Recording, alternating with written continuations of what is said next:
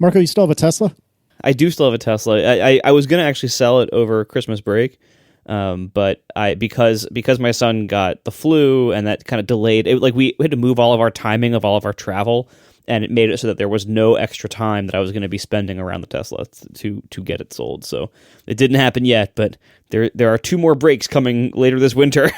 So we'll see. I got to sell it while it's still worth anything, because it's certainly worth a lot less now than it was last summer. It's Elon's final middle finger to me. It's like, fine, you leave Twitter, I'm going to devalue your car. So true. What is, if you're willing to discuss, what is your sales strategy for this? Are you Carvana-ing? Are you going to sell it privately? Because you're not looking to buy something, so a trade-in doesn't seem possible. Are you going to go to CarMax? Like, what's the plan? So none of these things will give me a real quote.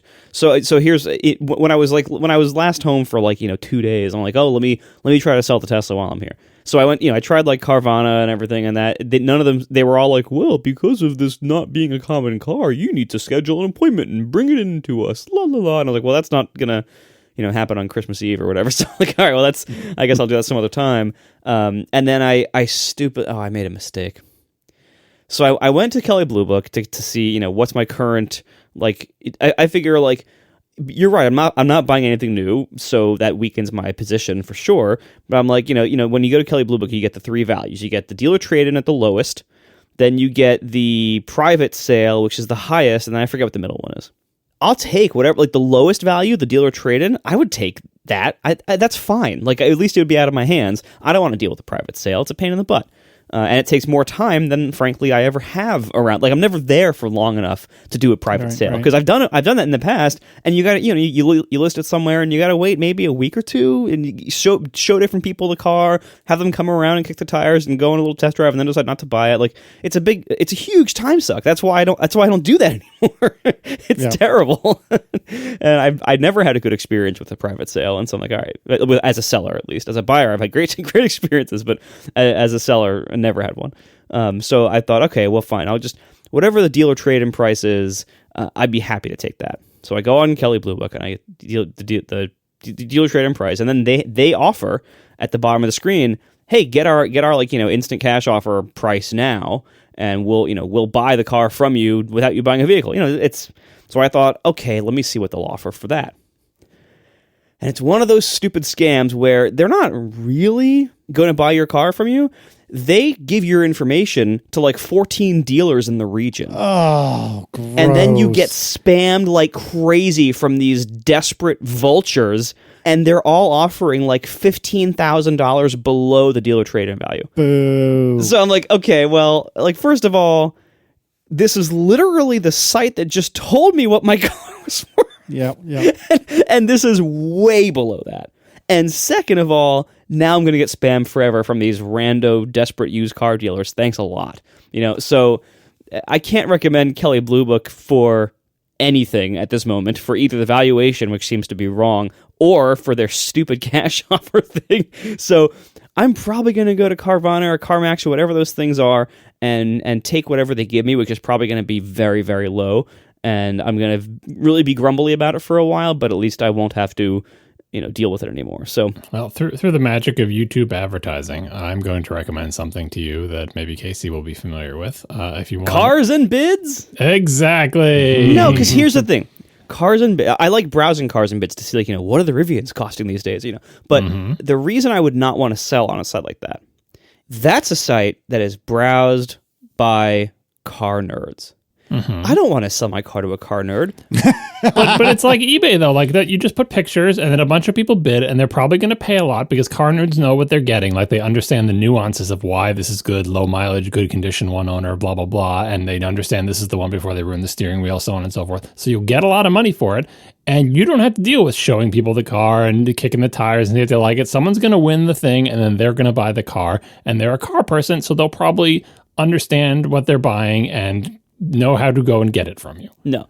Cars and Biz is the kind of place where Casey should sell a car, because Casey's cars have been detailed and washed and kept in great condition. No, Cars and Biz doesn't care that yours is a little scratched up. It'll be fine. It's not going to be, no, car nerds, they're going to see things I've never seen. They're going to be the panel gap people. But like I said, they'll also appreciate why your car is desirable above and beyond the fact that, because all the like Carvana or whatever, all they care is like make, model, year, mileage, condition as a 1 to 5 scale. Like they don't understand the nuances of why this car is worth more than an uglier color or a model year that was worse. You know what I mean? Like I feel like you'd get way more money for there, and it should be just as little hassle because you don't have to deal with showing people the car and all that stuff. It's just you put up the pictures, people bid, you get a decent price, you sell. Yeah, maybe. I mean, the other thing too is like I also have and would want to sell with the car a second set of rims that had snow tires on them. Now the tires aren't usable anymore, so I'll probably have to dispose of those myself. But there's a second set of Tesla rims that that's probably worth $1,000 or whatever. Cars and bids people will also understand that those are valuable. That is true, actually, and be willing to buy them from you because they'll just resell them for more. Right. So maybe, but then I gotta first of all, I'll have to do this not in the winter, because it'll have to look nice. No, totally do it in the winter. I'm looking at a Ford Bronco right now. It's pictures of it in the snow. No, but then I have to go get it detailed and it's a much greater hassle. You just got to slum it on cars and bids. You're like, look, I've got a car. I know you want this car. Here's a bunch of pictures of it. I've got a car. You've got bids. Let's make it. That's right. Because you have a desirable car in good condition with low mileage. Like it's a slam dunk. Do not let Carvana buy this car for you for like 10 grand less than it's worth. I also think, I don't know, I've really soured on DeMuro over the years. I would also consider bring a trailer as it's not that different. It's a very similar thing. eBay for cars is what we're saying. So you don't have to deal with lots of people looking at it. Let's see. Here's pretty much exactly my car with 3 times the mileage that's sold for $10,000 more than what they offered me. What I'm saying. Yeah, I'm coming around to John's point on this one. I hate to break it to you. That's a substantial price difference. You've got the things that your car has are intangibles, and those intangibles are only going to be appreciated by car people who know what they're getting. What intangibles are you thinking of? Previously owned by Marco Arment? Single owner, good condition, low mileage, and it's the Model S before they screwed it up. It's the last one with a goddamn sunroof and a round steering wheel. And a complete steering wheel. You get the entire steering wheel with this price. And it's just driven by a little old man in Westchester to church every Sunday. It's not like it was not flogged. It was not abused. He was not drag racing on the weekend. Well, only hit by one plow. Yeah, no teenager ever drove it. Its only accidents were like when it was parked unattended. Like it's a good car. The battery has probably got tons of life left in it. Check the battery health thing. The stock tires are not that well worn because I kept snow tires on it for like a year and a half straight. and at this point, you can be pretty sure it isn't one of those ones that's assembled with roofing screws, right? Because it would have fallen apart by now. Right? Yeah, right. So whoever built this one was not like, just slapping it together in a tent. I guess I should probably do this, but this sold in Texas. I don't know. That's the thing. You don't have to deal with that. They'll come and get it. Just the people who want this car are going to want it. How does it work? They literally just send a trailer to come get it, or what? Yeah, usually. I mean, whoever buys it is going to do that. If they don't, it's the buyer's problem. You say where you are, and it's the buyer's problem how they're going to get it, but it's not your problem. You don't have to ship it to them or something. Oh, this one has a bunch of paint chips. Mine's in less crappy condition than this one. See? What if I just pay John $5,000 to just come do this entire thing for me? Because I'll make way more than that. Just use it as packing material for some other thing you're going to send me. I'll take the Tesla out of your hands. I'll fill the Tesla with Kindles and send it to you. Because as you know, I enjoy stick shift cars, but if I'm going to have one without a stick shift, it'll be electric. Amen to that, brother. Amen to that. Yeah, it's better than manual transmission? No transmission. There's still a transmission. Not really. Tesla's a single speed. I know, but it's still anyway. Whatever. Is it a transmission if it can't change gears? Yeah, because it changes the gear ratio. It's not just I don't think 1 to 1. No, I don't think it does. It does. How, Marco? Because it transmits it is a power. fixed ratio, but it is a gear ratio. There are different numbers of teeth on the gears. That's just called gears. There's just a set of gears. Right, but they don't all have the same number of teeth. The gear ratio is not 1 to 1. No, but otherwise your back wheels would be turning at 20,000 RPM. No, I know, but I don't think do Teslas have more than one gear besides forward and reverse? No, I mean actual gears, as in circular things with teeth that mesh with each other. Go look at exploded diagram of the thing that powers your car. You will see several gears that mesh with each other with different numbers of teeth. But doesn't on a them. transmission require that to like change between ratios at some point? No, it just requires the power to be transmitted through a series of gears with different numbers of teeth on them, unless it's just 1-to-1 gear ratio. Okay, so then a watch is a transmission then, because there's gears that change. It's not a car, so lots of things have gears that aren't cars. This is like Robot or Not. Like, now. is my hand mixer, is my electric hand mixer upstairs? Is that a transmission? Exactly. Like, what about my KitchenAid? Does that have a transmission? Well, kind of. Yeah. Oh gosh, what have we done? I have regrets. All right, let's bring us back around and let's do some follow up. Jonas writes, I was a bit worried about the Time Machine iCloud backup, iCloud photo library thing, but it seems that it's included in Time Machine backups. And so I guess Jonas or maybe John found a knowledge base or whatever article about this. So tell me about this. Yep, at apple.com, so we can be pretty sure they know what they're talking about. It says, Apple says, even if you use iCloud Photos, it's important you always back up your library locally using one of the followed methods. And the two methods they list are use Time Machine, and it claims that will back everything up, or manually copy your library to your external storage device. I think what I was misremembering last episode was, and I don't know if this is true because all we have is this vague advice from Apple that says, hey, back it up, use Time Machine. So thumbs up on that. Maybe I was misremembering a thing where when you use Time Machine, it will not back up the SQLite metadata databases, but will only back up the photo files and the rest of the structure if you use iCloud Photo Library, because it assumes it can always regenerate the SQLite databases from the iCloud photo stuff. That's the thing now. I don't know if it's true, but apparently you're safe using Time Machine if you just want to back up the actual photos. And it will back up the whole thing, the whole photo library. There was just some big blow up a couple of years ago of people being mad that a Time Machine wouldn't back up some what they considered to be an important part of the photo library. And the reason they don't back it up is because if you use iCloud Photos, that source of truth is in the cloud anyway. So your local backup of it is just going to get overridden with what's in the cloud, and that's why I think they didn't back it up. So maybe more follow up on this in the future, but for the main question of will it back up my photos, the answer is yes. Cool. All right, there are some new monitors that we need to talk about. We talked about the Samsung 5K last week, and actually we have some updates on that. And then there's a Dell we need to talk about, but tell me, we have a little more information about the Samsung, I guess? Yeah, we talked about the camera last time. We're like, oh, it's a 4K camera. It's a good camera, not like that crappy one on the Apple Studio display. Well, 4K camera is about 8.3 megapixel, and the Studio display has a 12 megapixel camera. I still think the one on the Samsung is probably better because we don't know what the crop factor is on that 4K camera, right? Apple's super ultra wide camera that it uses on the Studio display tracks you through a wide range of you can move all over the place, right? I would imagine Samsung is going to take a less extreme approach with its 4K camera. And when it says that it tracks you, I bet it crops out a portion of the 4K frame, but not as tiny a portion as the Studio display does. We'll see when the thing ships, but that's a software question more than a hardware one. But just wanted to clarify, 4K is about 8 megapixels and the Studio display is a 12 megapixel camera. And then Dell has a new 6K monitor that makes your XDR look like a pile of garbage. It does not, but it exists as a 6K monitor. So here's what's important about it. It is a 32-inch 6K monitor, which is the same as the XDR.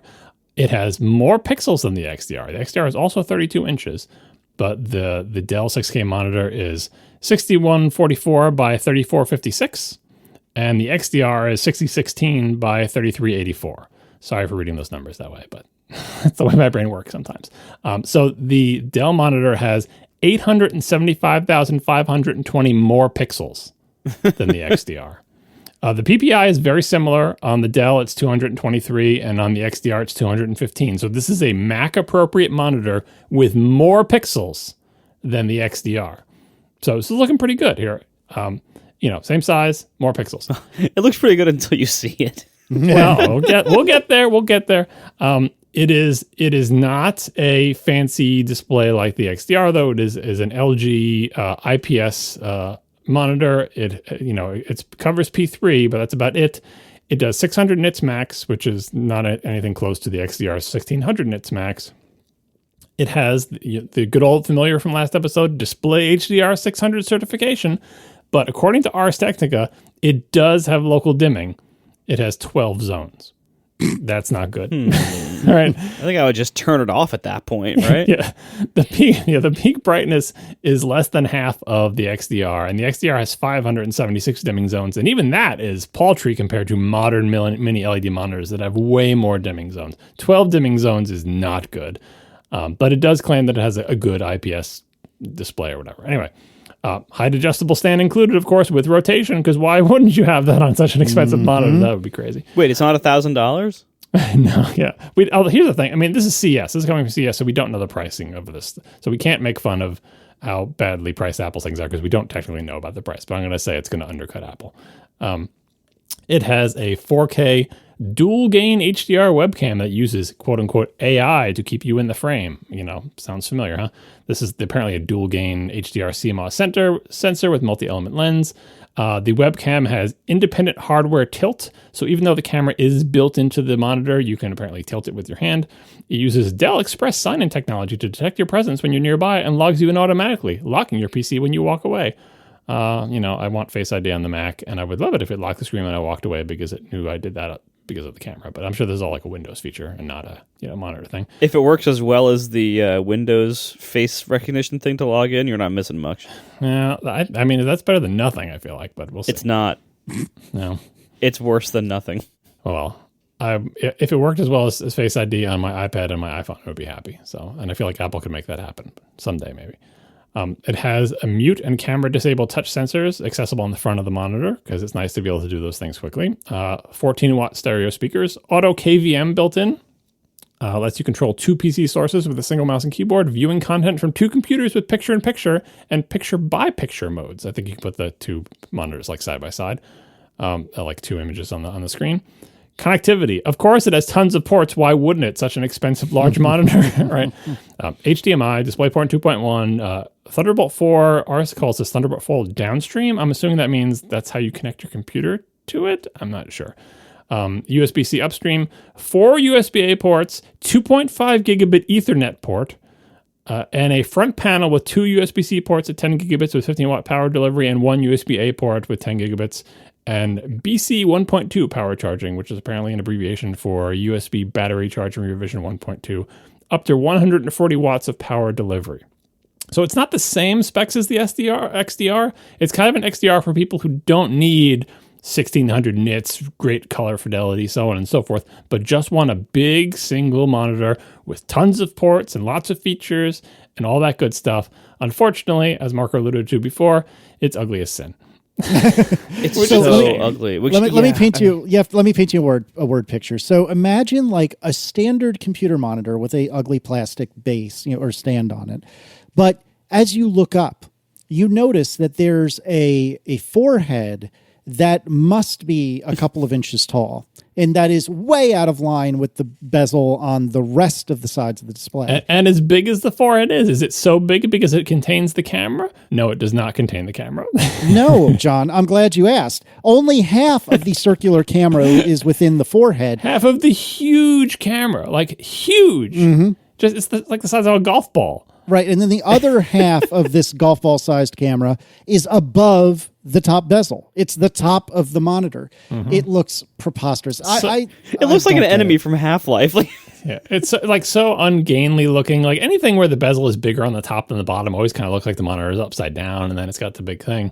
But if you look at the videos of this thing, the stand is tilt adjustable, height adjustable, rotates. So many ports on this thing, so many features. It's got all the stuff that you can want. And I bet the price is going to be pretty good. And I don't think there's really any other game in town for, hey, I want an XDR, but I don't need, 1600 nits. Now, as I said, when we talked about this and kind of, a few months after I got it or whatever, I didn't think I would care about the HDR, but I really do appreciate it because my family's phones take HDR video and photos.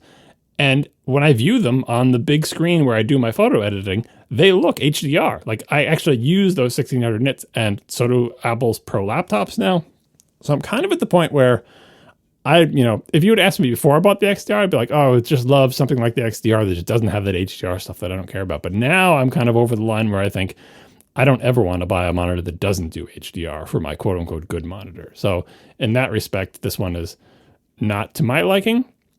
But I think having a 6K monitor for people who don't care about HDR that has all the features and connects to all the things and has a good camera built in and everything. Like, if this thing is priced reasonably, I'm just super glad this exists, because now we have an alternative to the, another alternative to the Apple 5K. And now finally we have something I never thought we'd have, an alternative to the XDR that, again, assuming it's not more expensive, is great to just have in the market for people who want a big monitor but don't want to pay $6,000 once you add the stand. Yeah, and I'm guessing this is not knowing anything about what these components cost these days. Apple's at $6,000 from a monitor that's now a few years old that has higher specs in certain areas and of course higher design and everything else. I'm going to say this is probably going to be under $4,000 for the Dell one, and if I'm right about that, even if it's $4,000, it's probably even going to be less than that. That's going to be a great deal. Like for what you're getting compared to what else is in the market, I think this is going to be well under the XDR's price. Maybe even half. It could be $3,000. I don't know, but whatever it is, it's probably going to be a really compelling price. And the money you're saving, you can buy anything that will make you not see how this looks. Maybe like one of those, like if you look through like one of those like cartoon ninja masks, like you're looking through a slit, if you can just cut off the top and bottom and not see anything beyond that. I don't know. You know what I do think is kind of cool? It's really ugly, but I like the principle of it. So they have some I guess capacitive buttons on the bottom left-hand side of the screen. Not in love with that, but at least they have a button. Imagine how cool it would be if your studio display had a power button. That would be amazing. But anyway. No, you know what? I love hearing about everyone's studio display bugs, because you know how many times I've had to unplug my XDR? I'm going to guess none. Yep, correct. None. Oh wait, once I rewired my desk. But both of these monitors should have power buttons. Like even the XDR, which I've also had no problems with, it should still have a power button too. No, it's an Apple device. It's not going to have a power button. Their headphones don't even have a power button. Not a chance the monitor will. But they should. That's like we got them to add back the good keyboards, SD card slot, HDMI to laptops. I think we can convince them that power buttons are a thing that electronic devices should have. I know. I'll tell you, I actually, for uninteresting reasons, I used someone else's 12-inch MacBook today. And it's the first time I'd seen one of those in a long time. And, of course, the spacebar is broken. But it did feel really small. I was like, damn, I wish this size still existed. But, wow, I'm glad this keyboard doesn't still exist. Yep. Anyway, next to these capacitive buttons, there's a little, like, original MacBook Air style door that drops, or not door, but like column that drops down. It's a USB-C hub is what it is, basically. Yeah, so it has two USB-C ports on it and a USB-A port on it. And then you can, shimmy it back up within the contents of the inside of the monitor and confines of the monitor. That's what I was looking for. You can, slide it back up inside the monitor and it disappears. And I think I'm supposed to hate this, but I think I kind of like it. No, front-facing ports, useful thing to have, so you don't have to constantly reach around behind the monitor. Like, this is exactly what PC makers will do. It's like, let's just add all the features that we think will be useful. Sometimes inelegantly, and sometimes they go overboard, but it's such a nice... That's why Apple needs competition, and you need contrast. The Apple overly simplified thing is contrasted with this thing that has every feature anyone could ever think of. Somewhere in the middle is probably where we want to be, but it's good to have the two things balancing each other. So if you don't like what Apple has done, you have an alternative. Yep. Do you think as you type on your desk that this stand will wiggle the whole monitor? I think Dell usually has pretty good stands, and this one looks pretty sturdy. It's LG that can't make a stand. I know. Yep. Well, but I haven't. I used to love Dell monitors. Like back in the pre-Retina days, I had two Dell 24 inches, and they were fantastic. I mean, at that time when those came out in 2006 or whatever, those were really great, very competitively priced, very well-performing monitors, and they were great. But that was a long time ago, and I wouldn't make any assumptions unless I've heard otherwise that they would still be even the same company, let alone making the same quality stuff. We are brought to you this week by Sanity, the composable content cloud that powers awesome digital experiences for companies like Puma, Sonos, Skims, Figma, and more. With the new year comes new beginnings, and you're probably taking a good look at how you manage content across your apps. Maybe you're tired of wrangling APIs that are poorly documented, working in a CMS that's bloated and unintuitive, or dealing with data stores that sneak in surprises like weird caching or worse, data loss. But believe me, I can relate. Sanity is a complete solution for authoring, managing, and distributing your app's content to any device, channel, or service. Teams can deploy an entire production-ready backend in seconds that handles all the hard stuff like content caching and global distribution. Your content editing tool, the Sanity Studio, is completely customizable and can be deployed as a React dependency available on /studio or even /WP admin if you're feeling nostalgic or wherever you want it to be. Sanity treats content as data, making your content readily programmable, queryable, and reusable for any use case, such as building an e-commerce store, personal blog, media site, or digital enterprise. And some features Sanity customers love include real-time content previews, a highly customizable block content editor, TypeScript support, and just so much more. You can see for yourself at sanity.io/ATP. Sanity is offering our listeners a free boosted plan with increased API and bandwidth limits so you can try it out yourself. Visit sanity.io/ATP to get started. Once again, sanity.io/ATP. Thank you so much to Sanity for sponsoring our show. John, do you need Marco and me for the next 20, 30 minutes, or can we just take a little nap? You'll have to be my camera crew as I report from the CES show floor. It's my annual trip to CES that I don't actually take. This is it. So CES is going on. I've never actually been to CES, but I will be virtually reporting from there on the tiny amount of things that I actually care about at CES, and those are having to do with televisions. What's going on in the world TV is just a quick overview here. So, well, hold on. I'm curious before we begin. I know from being on the more computer side of things that CES does not have a strong correlation to what actually comes out in the market. Is that better for TVs? Do TVs have a better track record of what's shown at CES actually then gets delivered to the market? Yeah. So for televisions, it has simply become the thing where everybody, there's an annual crop of televisions, and everybody just shows, with an asterisk that I'll get to in a second, shows their TVs at CES.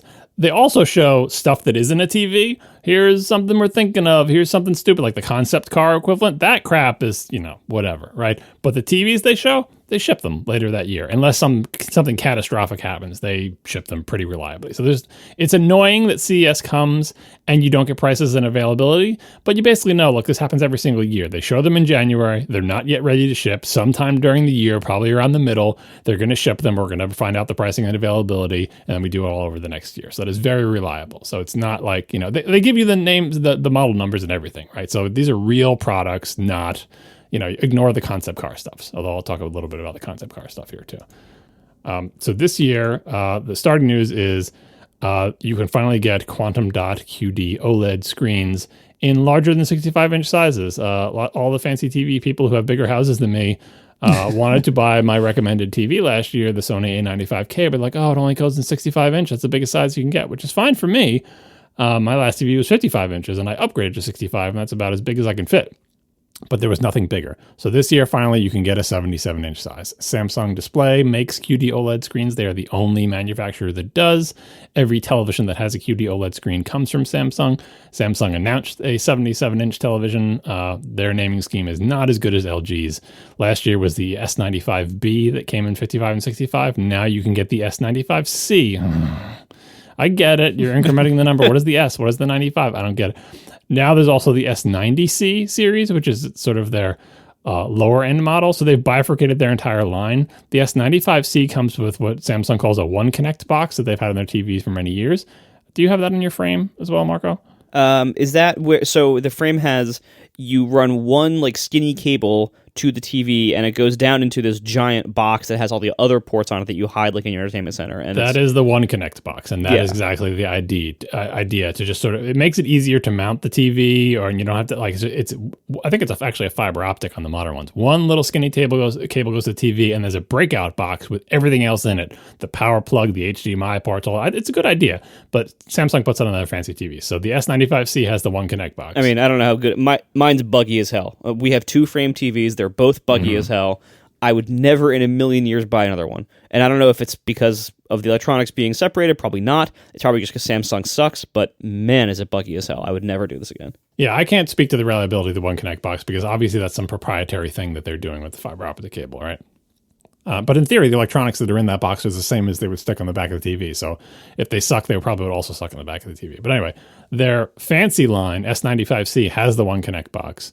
And it also has bigger and better speakers in the TV because now there's room for them. They basically have speakers taking up the whole back of the TV with openings on the back and everything for better bass.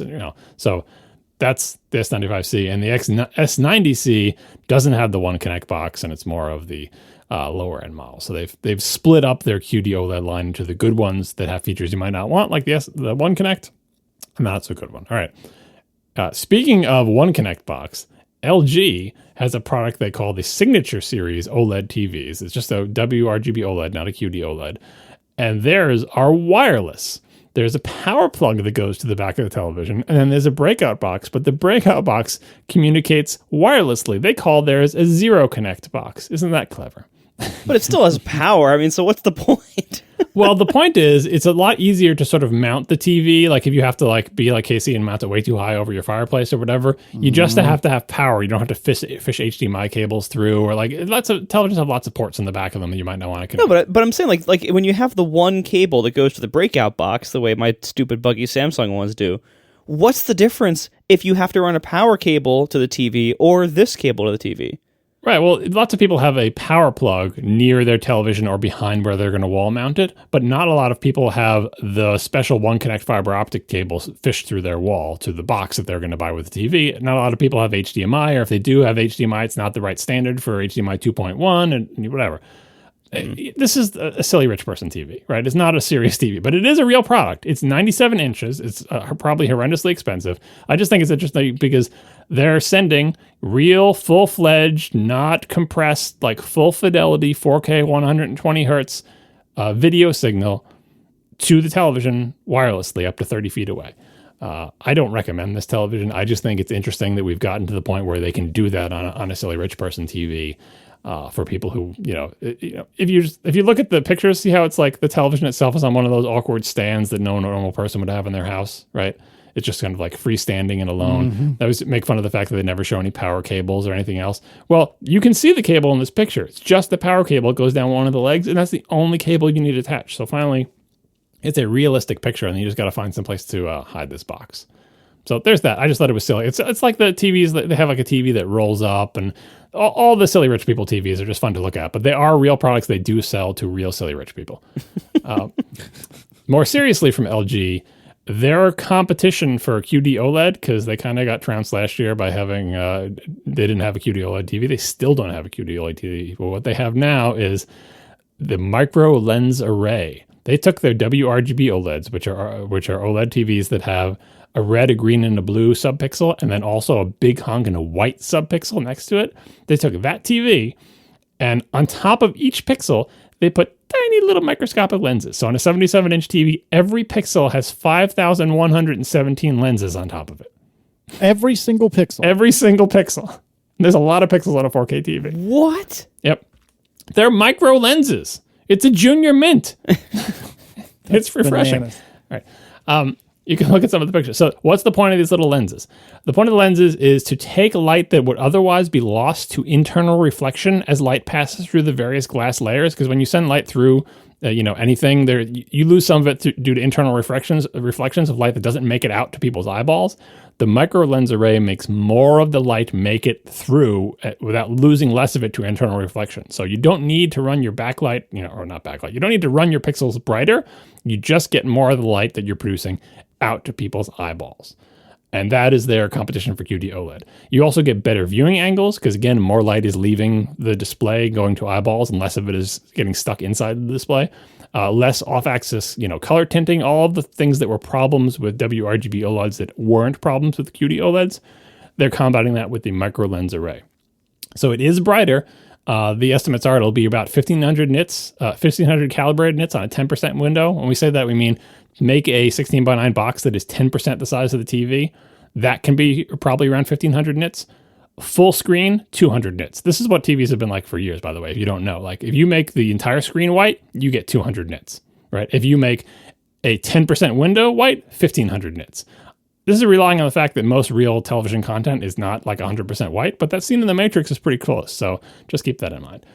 This is an increase from last year's model. Last year's best LG model was a 933 nits on a 10% window and 172 full field. So this is a big jump in brightness thanks to all those little tiny lenses.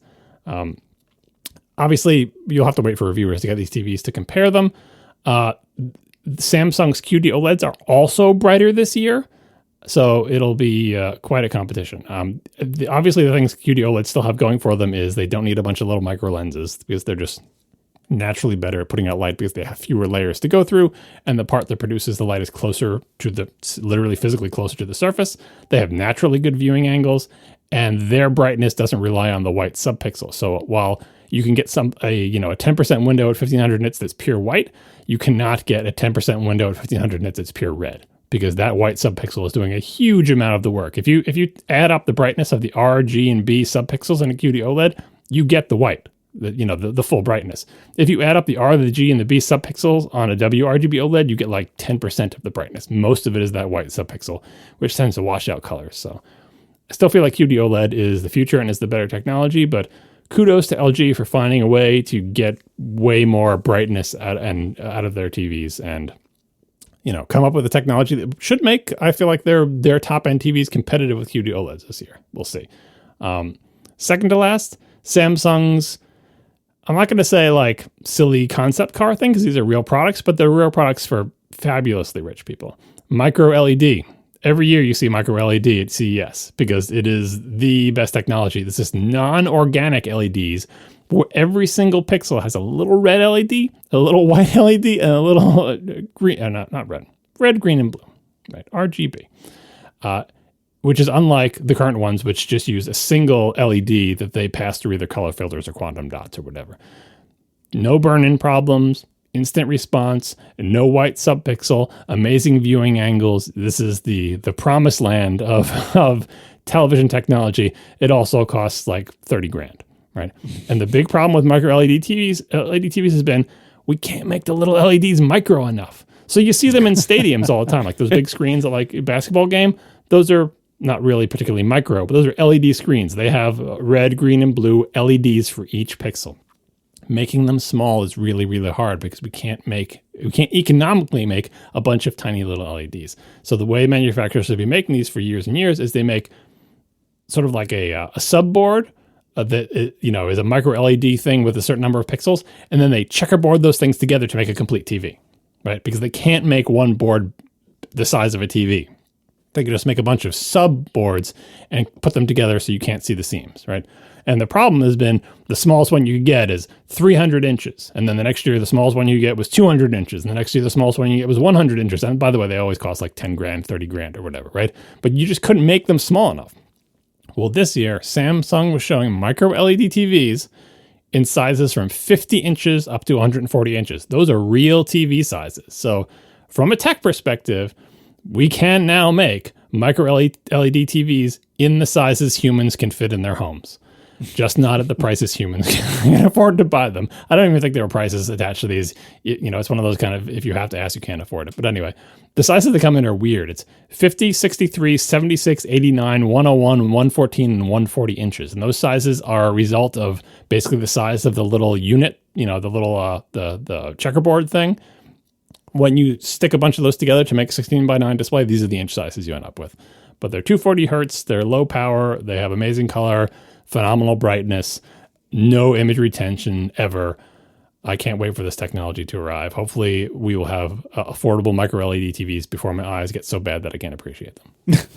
Hey, wasn't there a rumor just a few days ago that that an upcoming Apple Watch will probably use micro LED? Yeah, there's been micro LED Apple Watch rumors for 5 years. Micro LED, I mean, it's not like, the technology is never going to come, because every year at CES, the micro LED TVs get better and better. But yeah, the rumor that Apple's going to use them in some device someday, they will eventually, but they don't even have OLEDs on their laptops yet. So let's, Wait, wasn't the factory that they did they bought a factory in Arizona, or and then the whole deal fell apart and so wasn't that for micro LED?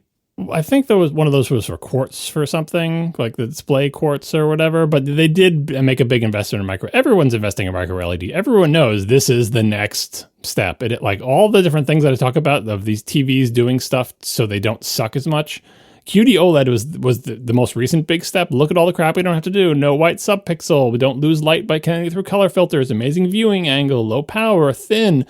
But you still have image retention, and you can't get as bright as an LED backlight, right? So there's always caveats. Micro LED, the only caveats were we have to make a bunch of small ones and stick them together so you might see the seams, and we can't make them that small. And they're working on those. So the size, we've got it. 50-inch micro LED 4K televisions at 240 hertz. It's gonna happen.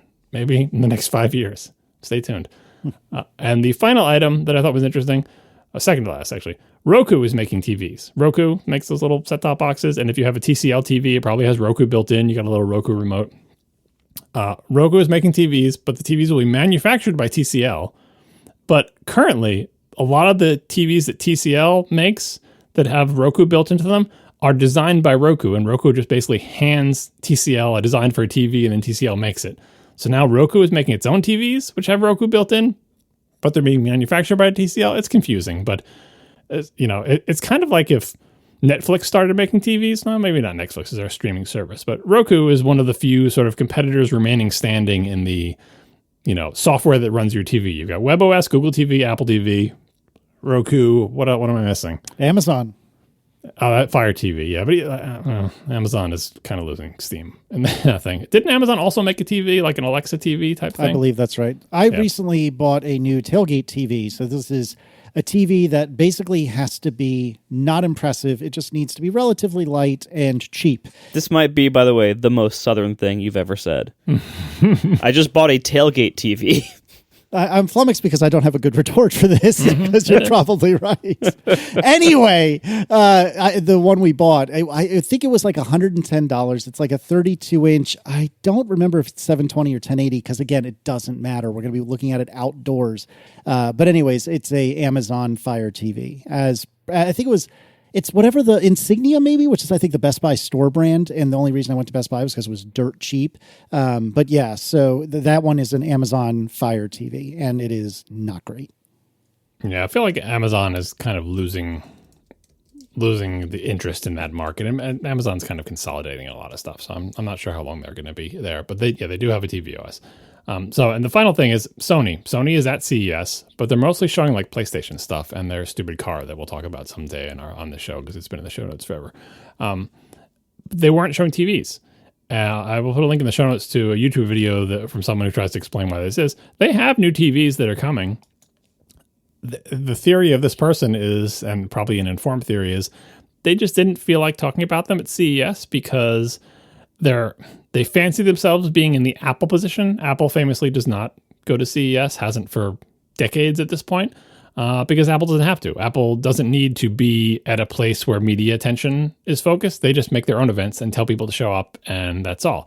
Sony apparently doesn't feel like they have to show their televisions here because they'll just show them in a couple weeks, and then when that happens, they'll be the only story. Instead of just being slotted in with 50 other stories about what's going on at CES, it'll be, the new Sony TVs are out now.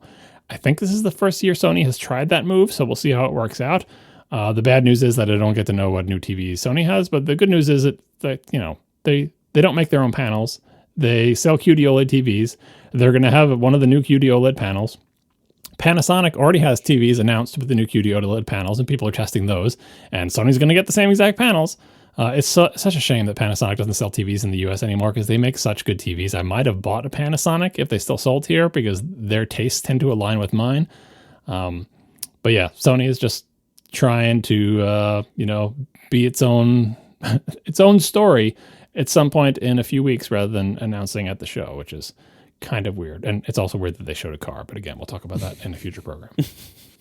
So does this make you regret your semi-recent TV purchase? Is there something that you see here that you think you would feasibly purchase if it was available today? No, it actually makes me glad because in particular, Samsung's splitting its line into like the best stuff is only on the thing with the one Connect box with the weird, I don't like that they split the line like that because last year the TVs, the best TVs were just like normal person TVs. No weird breakout box, no weird super thin design, not the one that's sold without a stand, right? They were just regular TVs with regular TV features. And this year, Samsung splitting the line would make it hard for me to choose among them. And maybe Sony will do the same thing. Whereas last year, it was easy. Sony A95K, if you have my set of values of what you want out of TV, that was the one to get. I'm sure when Sony comes out with new TVs, they'll have one that is better than my TV, but not enough for me to want to upgrade. Like considering how long I kept my plasma, I'm going to be riding this A95K probably until something goes terribly wrong with it. And then maybe I'll replace it with a micro LED. But no, I'm interested in the market because display technology is super important and it will affect all of our devices eventually. I just feel like Apple is, not that they're lagging behind, because the displays on the laptops in particular are phenomenal. Like those mini LED screens have amazing specs and look great, and I think are the right choice, especially for a computer screen where I just think OLED, OLED is not great because you got image retention. And in particular, QD OLED with its, the subpixels are arranged in a triangle. It screws with like text display. Even if you don't do subpixel anti-aliasing, which Apple doesn't, it just doesn't quite look right on a computer display. It looks a little bit weird. So I don't know what the answer is, but all of this television technology will eventually affect all of our devices. Already we've got OLED screens on our phones, and that's been pretty great, I think. I want an OLED screen on my iPad. Someday we'll have micro LED screens on all our Apple devices. The TV world is kind of a preview of that in terms of manufacturability, pricing, and what they can do. So even though I'm not in the market for a TV, and none of these TVs particularly tempt me, I do like keeping up on it. We are brought to you this week by Memberful, the easiest way to sell memberships to your audience. Memberful is used by some of the biggest creators on the web, and there's so many reasons you might choose to use them. So maybe you already have a membership set up and it's getting too complicated to manage and you want to simplify it. Believe me, I can relate. So you can get back to focusing on what you're best at by using Memberful. Memberful handles all the hard stuff so you can focus on what you do best and what you enjoy most while earning revenue quickly through membership. They offer everything you need to run a membership program, including optimized checkout, Apple Pay support, free trial support, gift subscriptions, easy member management, dashboard analytics, and so much more. And what's great about Memberful, among many other things, is that you don't have to rewrite your whole stack from scratch. Memberful seamlessly integrates with the tools you already use, with tons of fully managed integrations with the most popular tools and services out there.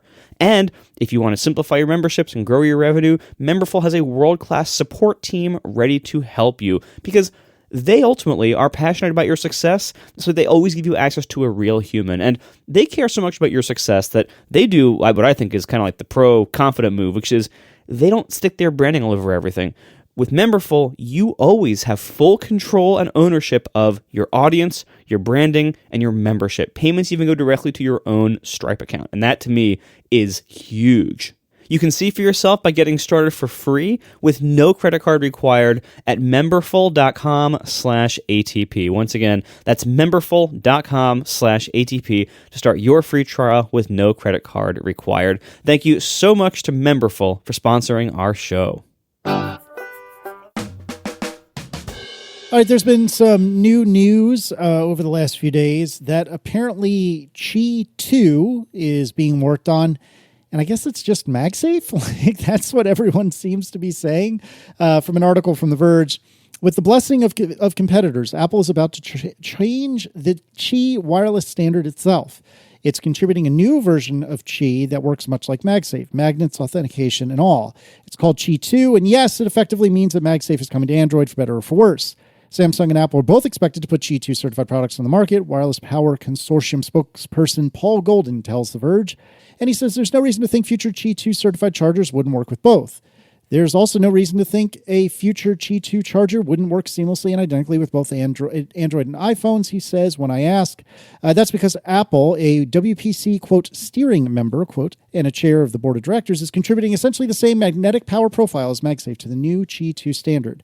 I also read somewhere in here, though, that the magnets, apparently the arrangement is ever so slightly different. I don't have a pull quote for you right off the top of my head, but I guess the magnet arrangement is slightly different on Qi 2, which makes me and The Verge wonder, does that mean it won't be compatible with the iPhone that we have today? Like, how is that going to work? Nobody knows. But I think it just might be an improvement, like a 2.0. Like, if you look at one of the points that's made in this article is that kind of unlike, well, maybe it's not unlike, the made for iPhone thing where you'd have like lightning connectors and stuff where you had to like do it the right way. You had to sort of get the lightning connectors through Apple or certified by Apple or whatever. But you could also say, we don't care about that. We can figure it out. Let's just make something that works in the lightning port, right? Here we're making a charger. We don't want to pay whatever Apple is charging to use the official lightning thing. With MagSafe, that has happened even more. It's a ring of magnets. Cheap case manufacturers like, look, whatever you have to do to like certify that you're MagSafe compatible and use let's not do any of it. Let's just put a ring of magnets. And you can find it. Does it work? It more or less works. Like the car mount that I have, I don't think that's MagSafe certified. It was like a $20 car mount. It's a circle with magnets in it that's roughly the size that it has to be. Like, I think if they make changes to the magnet arrangement, it's going to be like that, where, yeah, it is different, but it's close enough and it'll work and your thing will stick to it, right? And we know from like the battery packs and stuff that you buy for phones, some of them attach more strongly than others because they use maybe bigger magnets, thicker magnets, stronger magnets, right?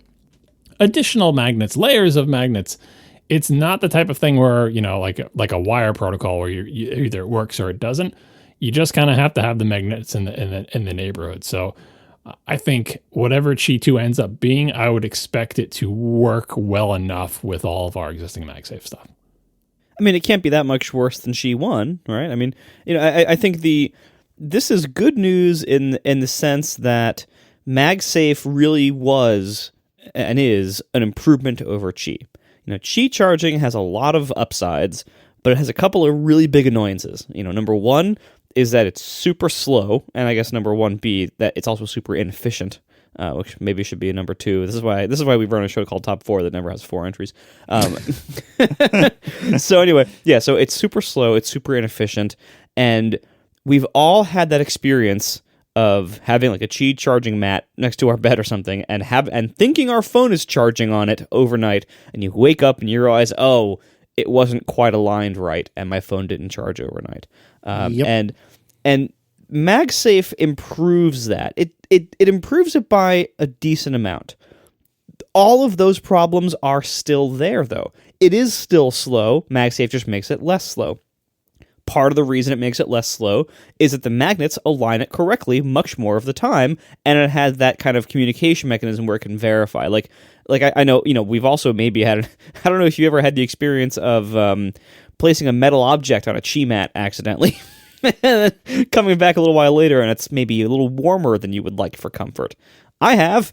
That's not fun. And MagSafe, I think part of the reason why it doesn't deliver its 15 watts of max power to everything is that there is some kind of like authentication mechanism where it communicates and makes sure that what's on the other end of that thing is a device and not like a Yeti cup. So I speak from experience. Qi chargers are not coasters. No, although they are cup warmers if your cup is a Yeti cup. Not recommended. Don't put your Yeti cup on your induction stove either. This is all the same thing. Yes. Like electricity and magnetism. Right. Anyway, so having MagSafe be incorporated into the Qi channel, we already know what this does.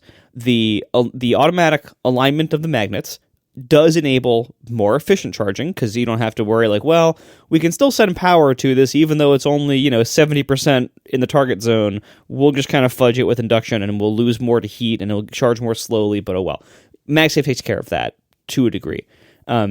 It also, by having the alignment, reduces the error rate of, I think my phone charged overnight, and then it actually didn't. Now, it doesn't actually eliminate that error rate. I know this from using a MagSafe glued to my end table, or double-sided taped to my end table every night for the last 3 years. I know that I still occasionally have times where I think I feel it clip on, but then I wake up the next morning and it was actually not all the way on and it didn't charge. But it happens way less often with MagSafe than it did with the flat Qi thing I had before. So MagSafe is better than Qi, and so it does make sense to modify Qi to incorporate magnets in basically the same way. And this is not the only time this has ever happened. USB-C itself was heavily contributed to by Apple because the PC world, we see what they do when they make a port without Apple's input. That's how you get the USB 3 micro B plug. Or USB-A, the connector everyone loves to hate. Externally symmetrical, internally asymmetrical. It's like a cruel joke. Right. So anyway, so this is a good thing. And you're right that it does effectively kind of formalize what the industry was already unofficially doing. There's so many third-party things that are like, it's magnetic charging, and they don't say MagSafe. It's magnetic charging compatible with your iPhone, but it'll only be 7.5 watts or whatever. Those are all just imitation MagSafe things. So it makes sense to have this be part of the ecosystem. The only thing that I would pour a little bit of water on is this is still not going to be better than wired charging in certain ways. We know, first of all, wired charging can still be higher power. It's still more efficient. And it's still, in some ways safer. It still allows data transfer, which this doesn't really. So, wired charging is still going to exist and still be popular. It's also cheaper. So, it's still going to exist for a while. But this is a good thing to formalize and unify what is a fairly obvious improvement to the Qi standard. And hopefully unify iOS and Android devices into using the same thing and all the benefits that brings. And look, it happened without government intervention. And I say that both to blame the government and to blame Apple. Because see, Apple, if you just get off your butt and do what's good for the industry, you avoid government regulation, I would say. And see, government, eventually, even pig-headed companies like Apple will see the light and unify on a standard. And on the USB-C front, like as you said, this doesn't... is this how Apple's going to comply with the USB-C? They're just going to do MagSafe everywhere? They could, but they would have to add substantial data transfer to MagSafe probably, or have some other way to do data transfer wirelessly. It would be a big complication if they went totally portless. I mean, there's been rumors of that for ages. I don't think Qi factors into it any more so than just to say that Apple is clearly very dedicated to the MagSafe connector and it will continue to exist on phones and maybe even other devices in the future because it's not going anywhere. But yeah, standardizing on it for everybody, it already was standardized. Like USB-C was everywhere except Apple. It's kind of like electric car connectors. It's standardized everywhere except Tesla and kind of Nissan still. But it's like, so we're so close. And so that's why all these laws are essentially Apple laws, or if there's ever a law about it for chargers in the US, it'll be the Tesla law, right? Because we don't need any law for standardization. It happened on its own, except for one pretty darn important player, whether that be Apple or Tesla. So at least on the wireless charging front, we didn't have to wait for that. Apparently everyone got their acts together. And it's kind of a shame, like I said, like Apple was heavily involved in USB-C. It's just they did Lightning first. And I think they should have done Lightning first. We enjoyed the benefits of Lightning for years before the rest of the industry went USB-C, but now it's time. The other thing about Qi 2 too is Qi 2 also is that it presents the possibility, although they're vague on the details, and of course Apple's not saying anything, that maybe in the future the Apple Watch and other smartwatches that have non-flat or smaller contact areas than what we currently use for Qi could possibly be charged by some kind of part of the Qi 2 standard. I really hope that plays out because right now, the ideal case would be if you're traveling or something, you could have basically one type of charger with you. Again, the USB-C versus Lightning debate for years, right? Ideally, you have one type of charger and you can use as many devices with it as possible. Smartwatches throw a whole wrench in that because they don't have any ports, and so you have and they're so small. Whether it's an Apple Watch or the other ones, they all have these. Usually they have custom induction-based charger techniques or something, or maybe little pins on the side that you have like little flat custom plug that MagSafes onto them or whatever. So there's all these different charging techniques for these super small devices that are too small to have. Qi or even oftentimes USB. So if Qi 2 has good provisions in it to allow smaller devices to maybe unify in something, whether it's an Apple Watch or a Fitbit or a Garmin things or whatever else, that would be fantastic. I really, really hope that's part of it, and I really hope Apple's on board with that and moves in that direction. But I know better than to get my hopes up too far on that. We are brought to you this week by Kolide. You know the old saying, when the only tool you have is a hammer, everything looks like a nail? Well, the traditional approach to device security is that hammer, a blunt instrument that can't solve nuanced problems. Even after installing clunky agents that users hate, IT teams still have to deal with mountains of support tickets over the same old issues, and they have no way to address things like unencrypted SSH keys, OS updates, or pretty much anything going on with a Linux device. Kolide is an endpoint security solution that's more like a Swiss Army knife. It gives IT teams a single dashboard for all devices, Mac, Windows, and yes, even Linux. You can query your entire fleet to check for common compliance issues or write your own custom checks. Plus, instead of installing intrusive software that creates more work for IT, Kollide's lightweight agent shows end users how to fix issues themselves. You can achieve endpoint compliance by adding a new tool to your toolbox. Visit Kolide.com/ATP to find out how. That's Kolide, spelled Kolide. Kolide with a K. Kolide.com/ATP. Thank you so much to Kolide for sponsoring our show. All right, we got email a few days back, maybe a week or two back, I forget exactly when this was, from Kevin Chen, who has spent some time looking at how Rewind.ai works. To remind you, Rewind.ai is John's favorite thing, Livestream! And it's the thing that will record everything that happens on your Mac, and it will let you search for it and so on and so forth. So Kevin spent some time going through and figuring out how it works. Now, I can't confirm or deny anything that Kevin said, but it rings true to me based on what I know about these sorts of things. It sounds like this is accurate. So we're not going to read Kevin's post. It is worth reading, for the record, but I'm just going to kind of quickly hit the highlights. What ends up happening is Rewind uses accessibility APIs to identify the frontmost window, and it stores the timestamps of, I guess, when the window changes in a SQLite database in the user's library folder. I wonder if they're using Blackbird. You never know. It takes screenshot. It takes a screenshot of the screen that contains the frontmost window, and if there are multiple screens, only the currently focused screen will be captured. A new screenshot is created every 2 seconds. And then it uses Screen Capture Kit, which we'll put a link in the show notes, to hide disallowed windows, including private browser windows and a user-defined exclusion list. Then it will OCR the screenshot on device using Apple's Vision framework, the same pipeline that powers live text, and Masquerade as well. And then it'll store the inference results to a SQLite database. It then periodically compresses the screenshot sequence into an H.264 video with what, gentlemen?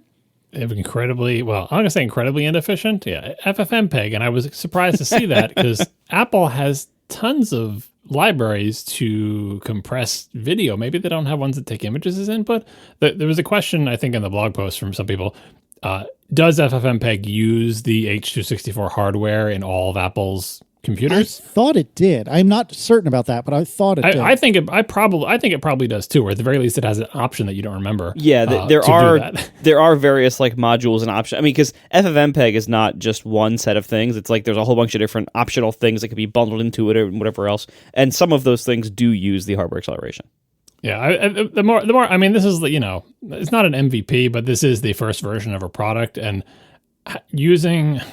I mean, I don't know how else you do it. It just seems like they're using Screen Capture Kit and Apple's Vision framework. I would have expected to see them using whatever the appropriate, was it AV Foundation, whatever the appropriate Apple library is to do this work rather than FFmpeg. But either way, it's probably pretty efficient.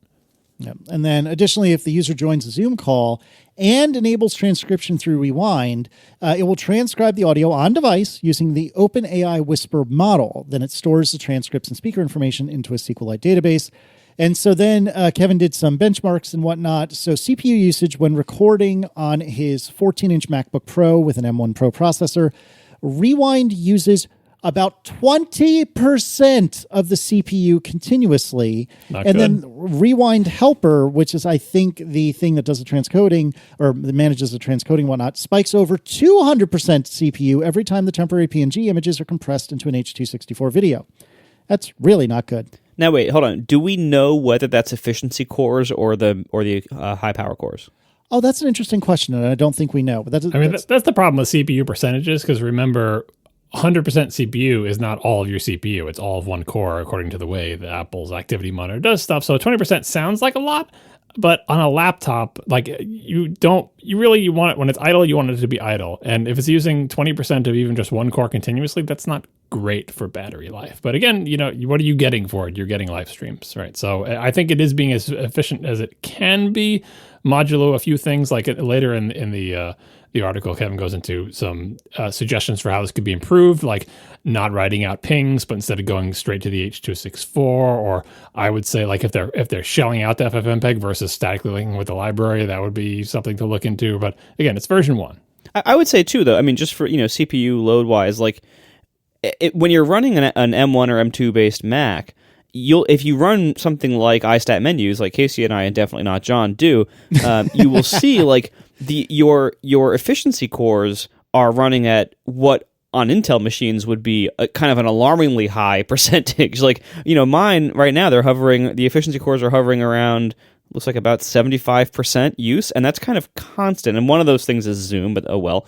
The other thing is just Windows Server, though, which again, Zoom. But like it's fairly common for me in fairly idle use to look up at my menu and see my 2 efficiency cores being used very heavily by kind of just regular system activity or background things like photo indexing and everything. And from what I understand, and I think this matches my anecdotal experience so far, from what I understand, the kind of real noticeable battery life cost to one of the efficiency cores being maxed out is basically nothing. It's very different from the high power cores. If you're maxing out your high power cores, that's a different scenario. But the efficiency cores, with a battery the size of a modern laptop battery, I get the impression that you're basically using those for free. Interesting. Continuing on with the Rewind stuff from Kevin Chen. The storage usage. So the screen recordings are chunks of about 180 megs an hour. The metadata OCR results and call transcripts, which are, again, the SQLite database, are about 26 megs an hour. Console logs, about 4 megs an hour.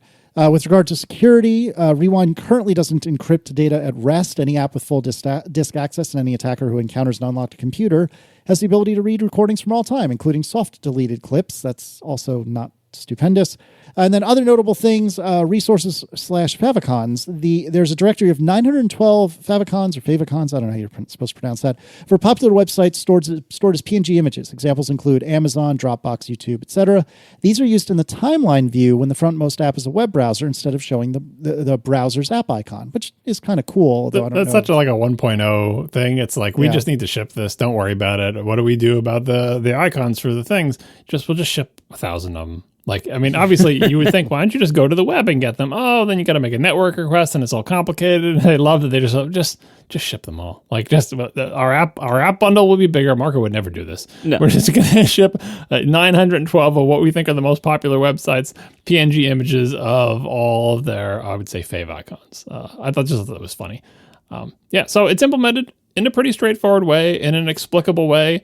With a lot of 1.0 stuff. The data not being encrypted at rest is not great because, it's bad enough when someone gets access to your computer, but that is a treasure trove. Like, it's already OCR'd text and you've got all of the screen images and just, like, this is the problem of like, well, if it never leaves my device and it's not using cloud transcription and so on and so forth, everything's done locally. It's nice and secure. It's like, yeah, but now you've just made, I don't know, like the equivalent of like collecting evidence against yourself and putting it in a little box and wrapping it up with a bow. Not that you're doing any bad things, but in terms of privacy, you probably don't want anyone getting at that because they could just sort of go through that and see what you've done for the past day, 2 days, week, month, year.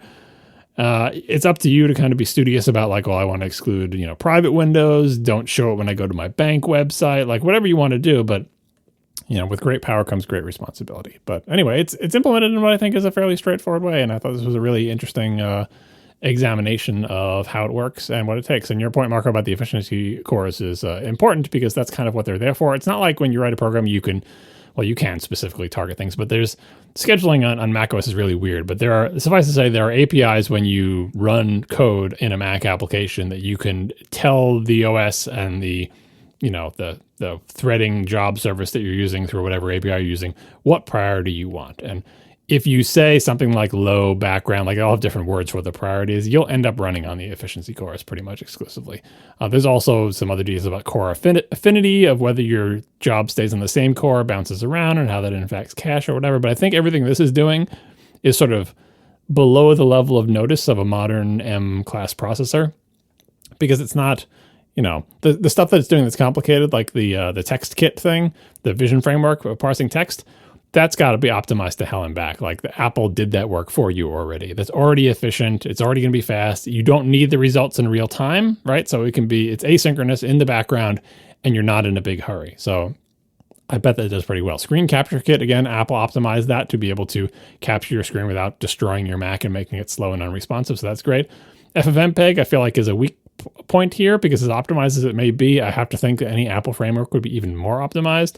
Even if the FFmpeg thing is just calling into the Apple framework, it still seems like... I believe that is exactly what it's doing, if you configure it properly, like Marco was saying. And it's Video Toolbox is I don't know why it's called Video Toolbox. Maybe that's an Apple thing. Maybe it's an FFmpeg thing. But that's what FFmpeg calls the like front end to Apple APIs. And I actually did, just for grins and giggles, look through the Video Toolbox code like a year or two back, and it looks like, if memory serves, and again, this is a year or two ago, I'm pretty sure it's just calling into AV Foundation. Like, I don't think it's doing anything you wouldn't expect. Yeah, but like, I'm just saying, like, the sort of, the marshaling of the jobs, however it's dealing with threading or background tasks or whatever, in an Apple framework, you could give it a batch of work and let it do that in a way that is most efficient on your M whatever processor, whereas at FFmpeg, you're kind of doing that manually, deciding how many jobs you want to run, how many cores you want them to use, even if each individual one is just using AV Foundation behind the scenes.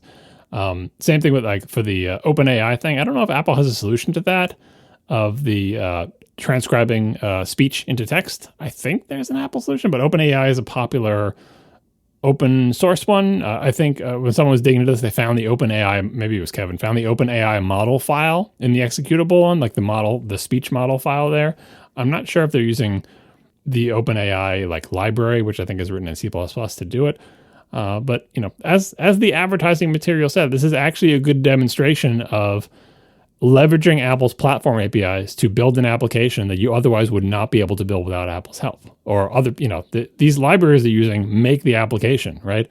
If you had to write all these libraries yourself from scratch, it would take you many more years and many more millions of dollars. But because Apple offers these frameworks, a company can make this product in way less time with far fewer people. And I think that's pretty cool. Video Toolbox is apparently an Apple thing, real-time follow-up. And we'll put a link to it in the show notes. People will be familiar with it because you see it in the menu in Handbrake, and you know it as the thing that makes my encode go faster. Gosh, I haven't used Handbrake in forever, but you are not wrong. All right, let's do some askatp. We got a really fascinating one from Stefan Jacobs about a month ago, I'd say. It's been a while, but we were trying to find some room to fit it in because this might be the only askatp we do for the day. So Stefan writes, during the recent discussion about Twitter, you briefly discussed the analogy of leaving Apple platforms if someone at Apple made decisions of a similar nature to those being made at Twitter. The options are obviously not great. Neither Windows nor any of the various Linux distros offer anywhere near the attention to detail and polish that Apple has put into its platforms over the years. So here's my question. If someone were to build a third alternative mainstream OS that could host a hypothetical wave of Apple refugees, what are the key things they would need to get right? P.S. Optional clarifying parameters if needed. And since I'm talking to John Syracuse, I'm sure they are. Let's assume that Apple has a less stark advantage in processor hardware by the time this happens. And to begin with, the OS would probably need to be able to run on third-party hardware, although tight integration a la System 76 would presumably be possible over time. John, tell me about System 76. What's the context here? I don't even know what that is. I just had to click on the link. Oh, all right, good. Before. Let's see.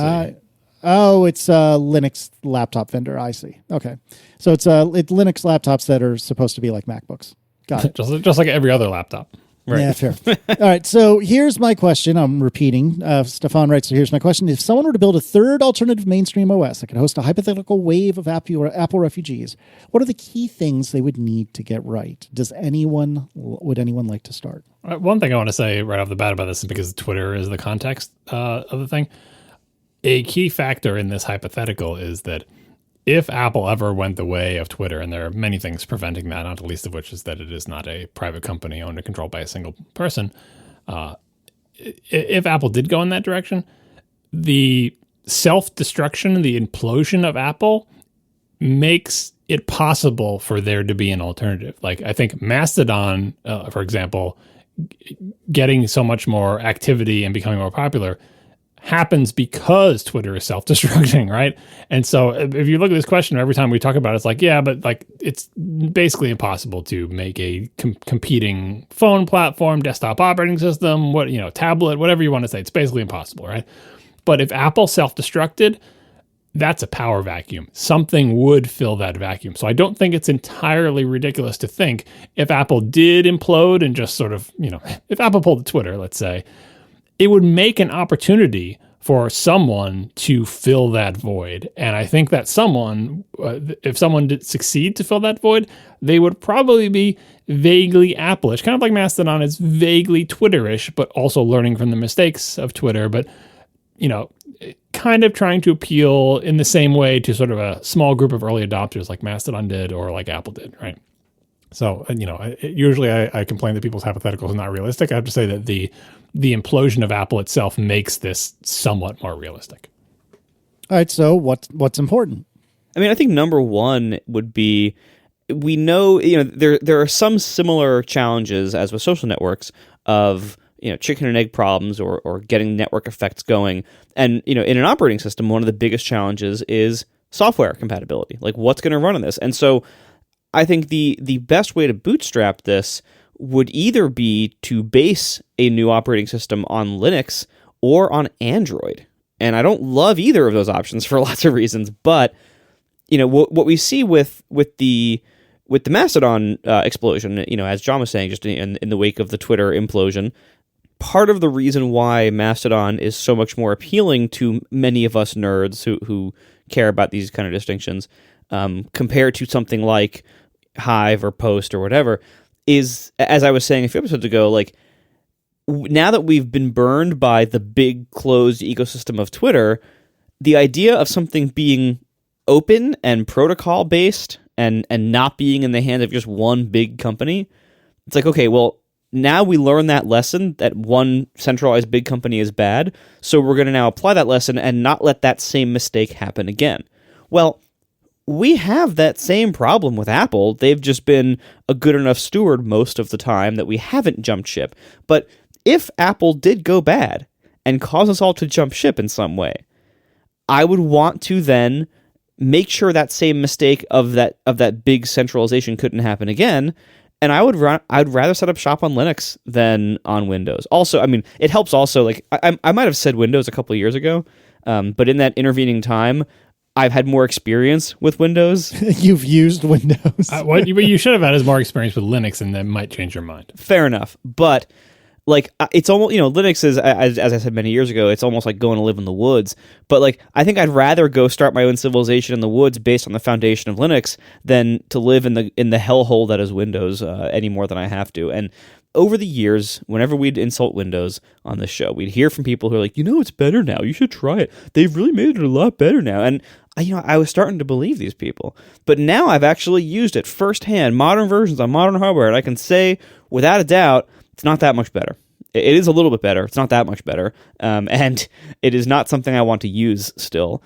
So I whatever the new OS would be that I would want to invest my time and resources in would hopefully be a Linux-based thing. Android would be a little bit better in the sense that Android would provide that app compatibility, but it's not like Android would provide crappy app compatibility, and not to say that Android apps are crappy, they are, but for this point, it's more about, it's like the cross-platform nature of Android apps, of like running on like a general PC operating system. It makes it a pretty crappy experience. Like, if anyone's ever used, there are already ways to run Android apps on PC operating systems, and they're terrible. Like, they're very clunky. Heck, look at Catalyst on macOS. It isn't that much better. It's not a great experience. So Linux, I think, would be the best long-term place to invest.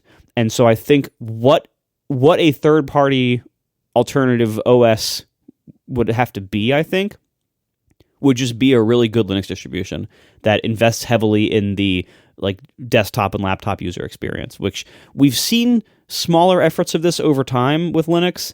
None of them have ever really gone anywhere, but I think that's what it would have to be. And if there really was a big Apple implosion and there were all these talented, opinionated people who wanted somewhere to go, that I think would be way more likely to succeed than either Windows becoming appealing to this crowd, which it never will, because, I mean, God, just try it, trust me. So either that's not going to happen, or a whole new OS starting from scratch that wouldn't be able to run any of the software from any of the other OSs we have now. I think that's a no-go, because software compatibility is just too important. And the fact is, Linux actually has pretty decent software compatibility with a lot of stuff that a lot of people want to use these days. It's not amazing. It's not as much as Windows or Mac or Android, but it's not as bad as you would think if you haven't tried it recently. So that's where I would go with it, is like, start with Linux and just make a really good distribution that has a really significantly improved experience around key areas for desktop and laptop use. See, but I think you're majoring on the implementation details, and I don't think that's the spirit of what Stefan was asking. I think what Stefan was asking is, what would you look for in an operating system that would make it feel like home, or like somewhere you could, pitch your tent, so to speak? And so when I read this question, what I was thinking of is like, what would appeal to me? What are some of the core things about macOS that I wouldn't want to give up? So some of that is, kind of hand wavy things like, attention to detail, which it's hard to get specific about that unless you're talking about like something, at a micro level, but in general, like a good attention to detail, a good visual design. But then I started thinking, okay, well, what are the things that I love about macOS that I never really experienced on Windows, and maybe that's because I never took the time to learn, but macOS has incredibly robust like keyboard shortcuts and keyboard support throughout the entire operating system and every app within it. And you can do so much with the keyboard, particularly when you're using the keyboard in combination with a mouse. And so I think like robust keyboard shortcuts and keyboard support is also important to me. I wonder if now I'm starting to get into the implementation details, kind of like you were, Marco, but I think a good developer story is powerful. I would argue that part of the reason that Macs got so darn popular in the early to mid aughts was because the developer story was so good. It was a Linux computer, not too dissimilar than a lot of the web servers that we were all writing code for, but it was a Linux computer right there on your desk, and you didn't have to do a VM or anything. It was right there. What are you talking about as a Linux computer? Well, okay, Unix. Sorry. Excuse me. Saved you a lot of feedback. You said it twice, and it wasn't just a Speako. It was not a Linux computer. You're right. I'm already getting blown up in the chat room too. Anyways, so you're right. It was a Unix computer. It's a Unix system. I know this. It's a Unix computer right there. Wait, is BSD like? There's going to be somebody who writes in and is like, actually, no. Don't you remember? This was before your time. Apple got real official all caps Unix certification for macOS 10. Yeah. There's a great story on the internet about the person who led that effort. I'll see if I can find it for notes. Oh, I remember that. That was a good story. I don't know if I'll be able to find it, but that was a very good story. But anyway, to finish kind of the thoughts I had, having a good developer story, I think, is important. Although maybe I'm too much indexing on what's important to me and not what's generically important. But speaking of generically important, I think what's pretty great about macOS in a way that, say, Swift wants to be, but kind of isn't, is that macOS does do a pretty good job with progressive disclosure. So to do basic stuff is fairly straightforward. To do intermediate level stuff is kind of hard, but not terribly hard. And to do hard stuff is hard, but it's possible. And that's, I think, a really important thing that I would want to see in whatever this new operating system I would potentially be using. So I don't know if you guys have anything along those lines, or if you'd rather go back into the nerdy stuff, that's fine too. But that was the sort of thing that I was thinking about that when I was reading Stefan's question. I think they're kind of connected. When Margaret was talking about bootstrapping and how you've got the problem of for a platform you need people to make apps for and everything. I thought where you were going, in case you kind of glanced off this as well, is the developer story, not in terms of what does the platform offer for developers, but in terms of what developers are drawn to this platform. Like, the only reason the Mac even still exists is because Apple bought Next. And part of that was the developers who had been developing for Next, an obscure platform that nobody cared about that sold computers to colleges, right, for $10,000 each, was because those developers, they came with the platform because like, where the hell else are they going to go? You're going to write Objective-C for somebody else, right? They came with the platform, and those are the ones that made the great Mac apps that defined the Mac for the new generation. There was also the classic macOS apps that were great. I mean, some of them are still around, and then we bring like Microsoft Office and Photoshop for sure. But sort of the renaissance of the Mac in the early days of macOS 10 was because Apple had essentially purchased a developer community filled with really good, interesting developers that share values that we have. So for a platform that's going to appeal to us, I think it would have to come with or be attractive to the kinds of developers who make the apps that appeal to us. So we got the Next and the AppKit Objective-C developers before. If it was some other platform, it would have to be like, well, what is the platform that those type of developers, either literally those people, because some of those people have been moved from platform to platform again because they're not writing Next apps anymore, right? Or people like that, whatever the current equivalent of that is. If they're attracted to the platform and they want to make apps for it, we would be attracted there as users and, in some respects as developers, because those are the type of people. Apps don't come from nowhere. It's not like, oh, you just have, a platform and it should have good apps. Where do they come from? People make them. The kind of people who made classic Mac apps when no one had heard of the Mac and they were really expensive. The kind of people who are making Next apps when nobody heard about Next. Like the things that appealed about Next and the Mac, and it's not just that Steve Jobs, involved making both of them. Those qualities, even though they were so very different. Next, BSD Unix-based system for schools, no color, grayscale screens initially, right?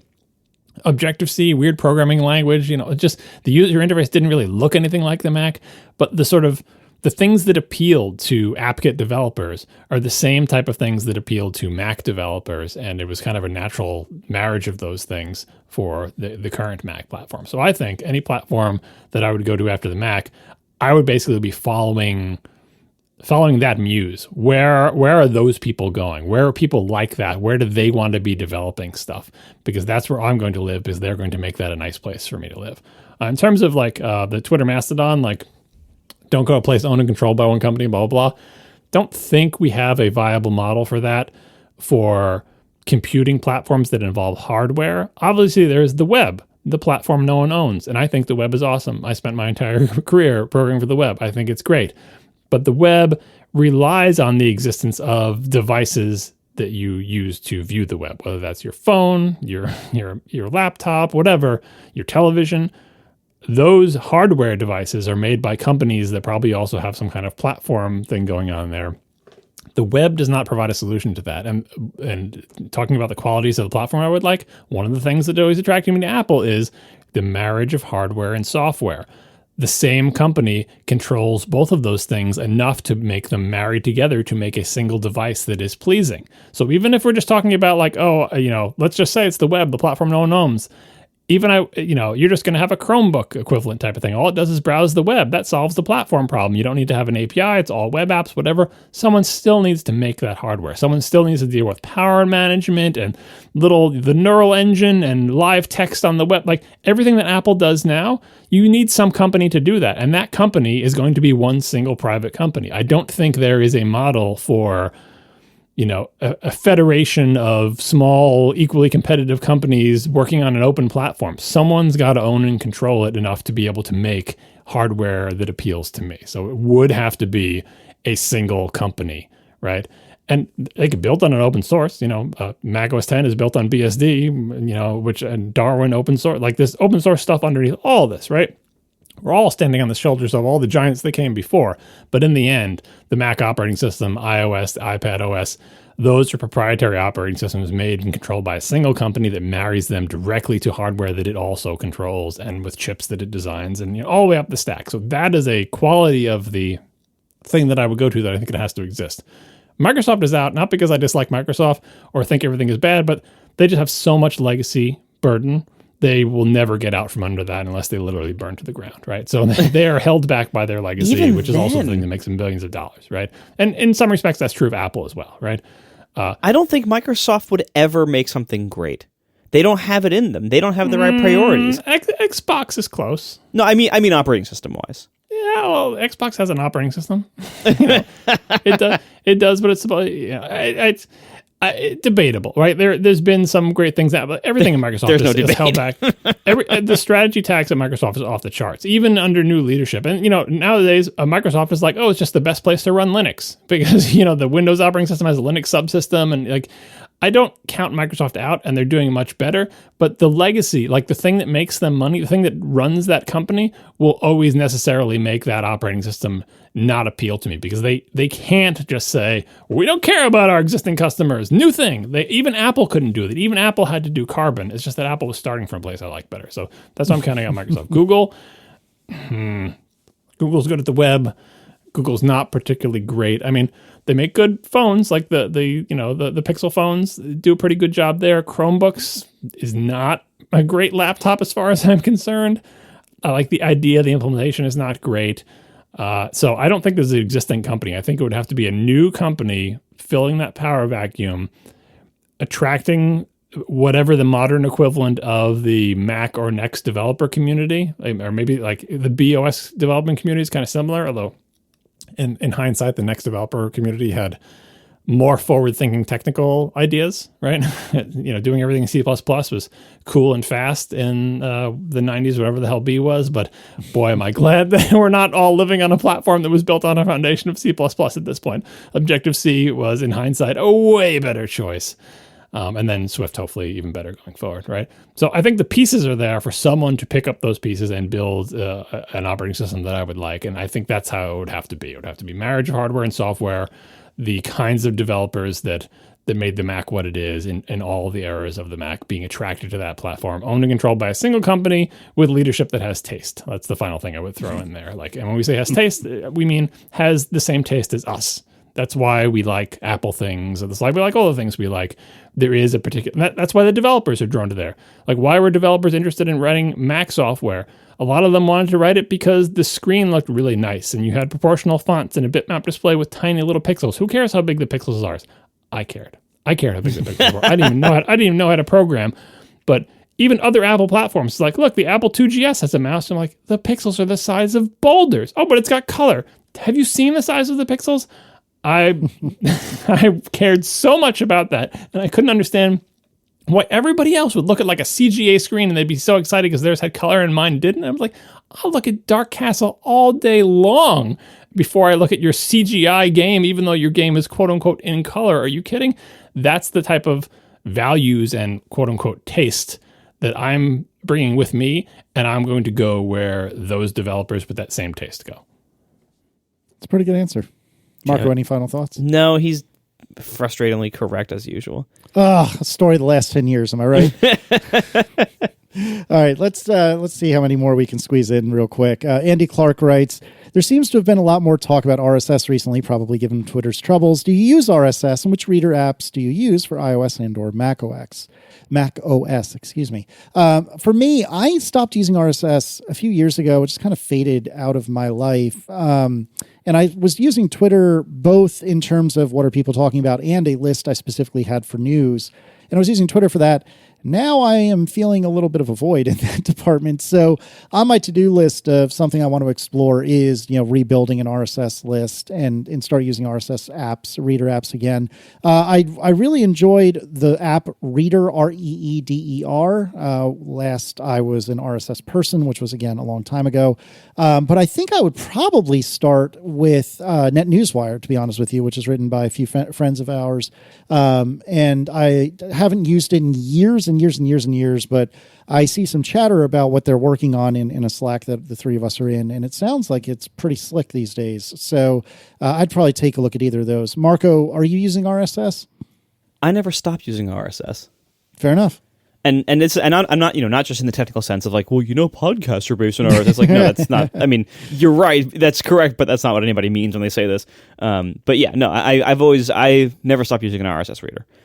For the sync backend, I like using what's the hamburger one? Is it Feedbin? Yeah, hamburger icon. Yeah. So Feedbin is my sync backend, and you can use any of a whole huge list of clients with some of these sync backends. And On the iPhone, I use an app called Unread, which it's one I of those. used that years ago too. It's kind of like if you ever use like the Clear app for your to-dos or shopping lists, where it's like very opinionated, very limited, and very gesture-based. It's kind of like that for RSS readers, and I like that a lot on the phone. I have a lot of muscle memory there, and I enjoy the design of it quite a bit. On the Mac side of things, I've bounced around a lot. NetNewsWire is what I should be using. I'm currently still... for a while before NetNewsWire was back, I used an app called ReadKit, and which is very much in the spirit of old NetNewsWire.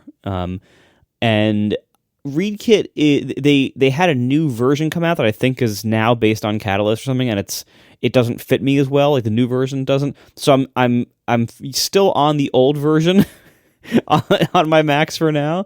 And then at some point I have a to-do list item to move to NetNewsWire, because NetNewsWire is the one that is I think by far under the most active development on the Mac. They also, I'm pretty sure they have also an iOS version now. I haven't looked at it yet because I'm so happy on iOS with Unread. But certainly I would if you're starting fresh, I would start on NetNewsWire and only branch out if you really have to from there, because that's the one getting the most active development.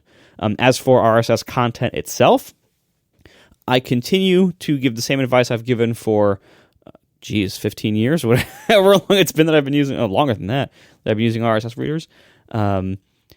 Don't just go and subscribe to like the giant high volume feeds from whatever the big blogs are that I used to say like Engadget and stuff, but most of those don't even exist anymore. But don't go add just like the New York Times front page, the Verge front, like don't just add a whole bunch of high volume stuff. RSS is ideal in the standard RSS reader paradigm.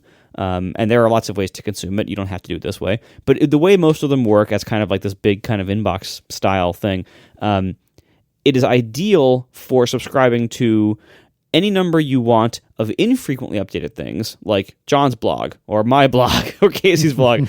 All of us, I mean, Casey updates more than John and I combined by a good margin, but it's really good at that because like there's no cost to following an infrequently followed or an infrequently posted blog. So all the blogs people have that have been kind of mostly abandoned or become low volume in the last decade, go subscribe to all of those from anybody that you know. And then when it comes to the high volume stuff, subscribe to a very small number of those, because what you don't want to happen is the RSS reader to all of a sudden be this thing where there's thousands of items piling up unread and you're just not seeing them. I mean, and you could, if you wanted to, you could switch to like the River approach where you don't even try to like quote keep up, and you just dip in whenever you want and just browse what's on top, and then come back later to see more.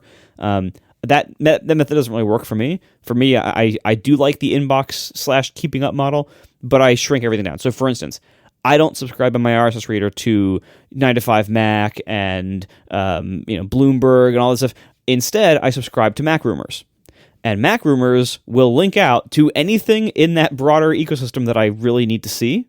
And then otherwise, it's smaller volume sites like, of course, Daring Fireball, Michael Sai's blog, which is awesome, Pixel Envy, 6 Colors, 512 Pixels. Like that's the stuff I read like in the Mac world on my RSS reader, and that's all fantastic stuff. And then a whole bunch of small blogs and stuff.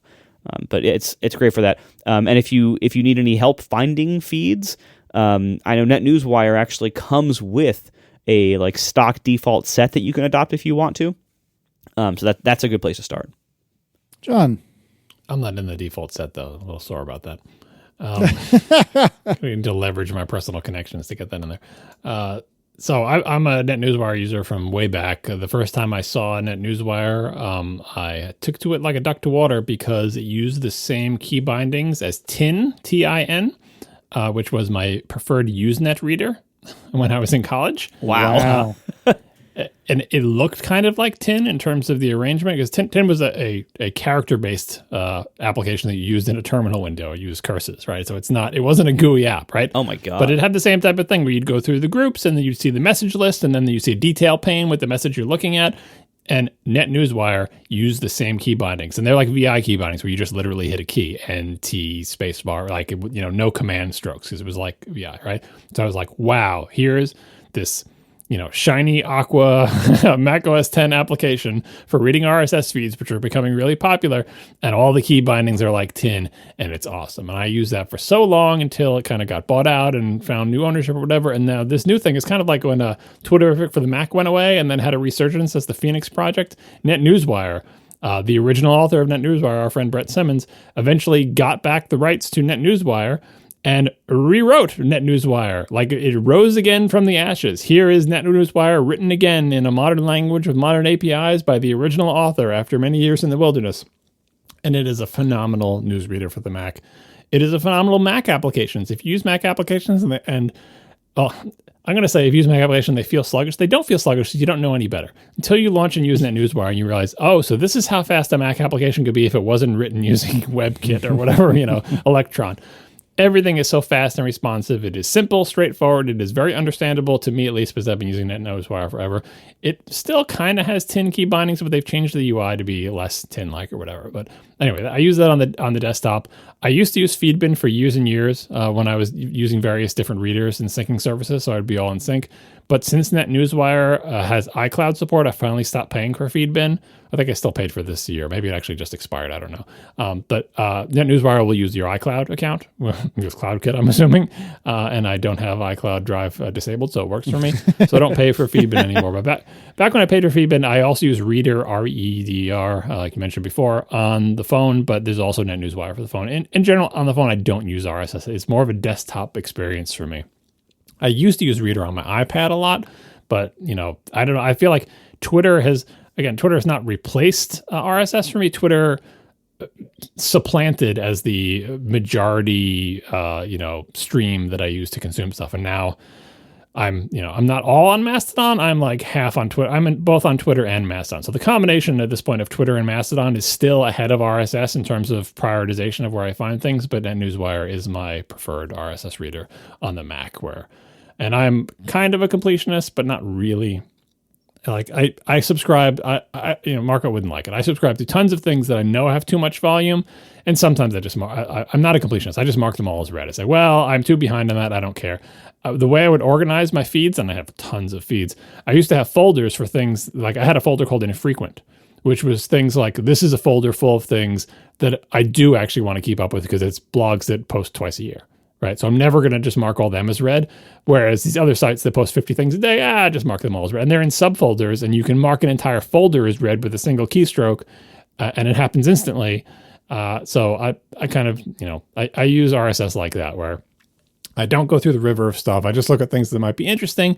And then there are certain feeds that I read literally every single thing that comes out of them because they're so infrequent or because I care about them so much. Thanks to our sponsors this week, Memberful, Kolide, and Sanity.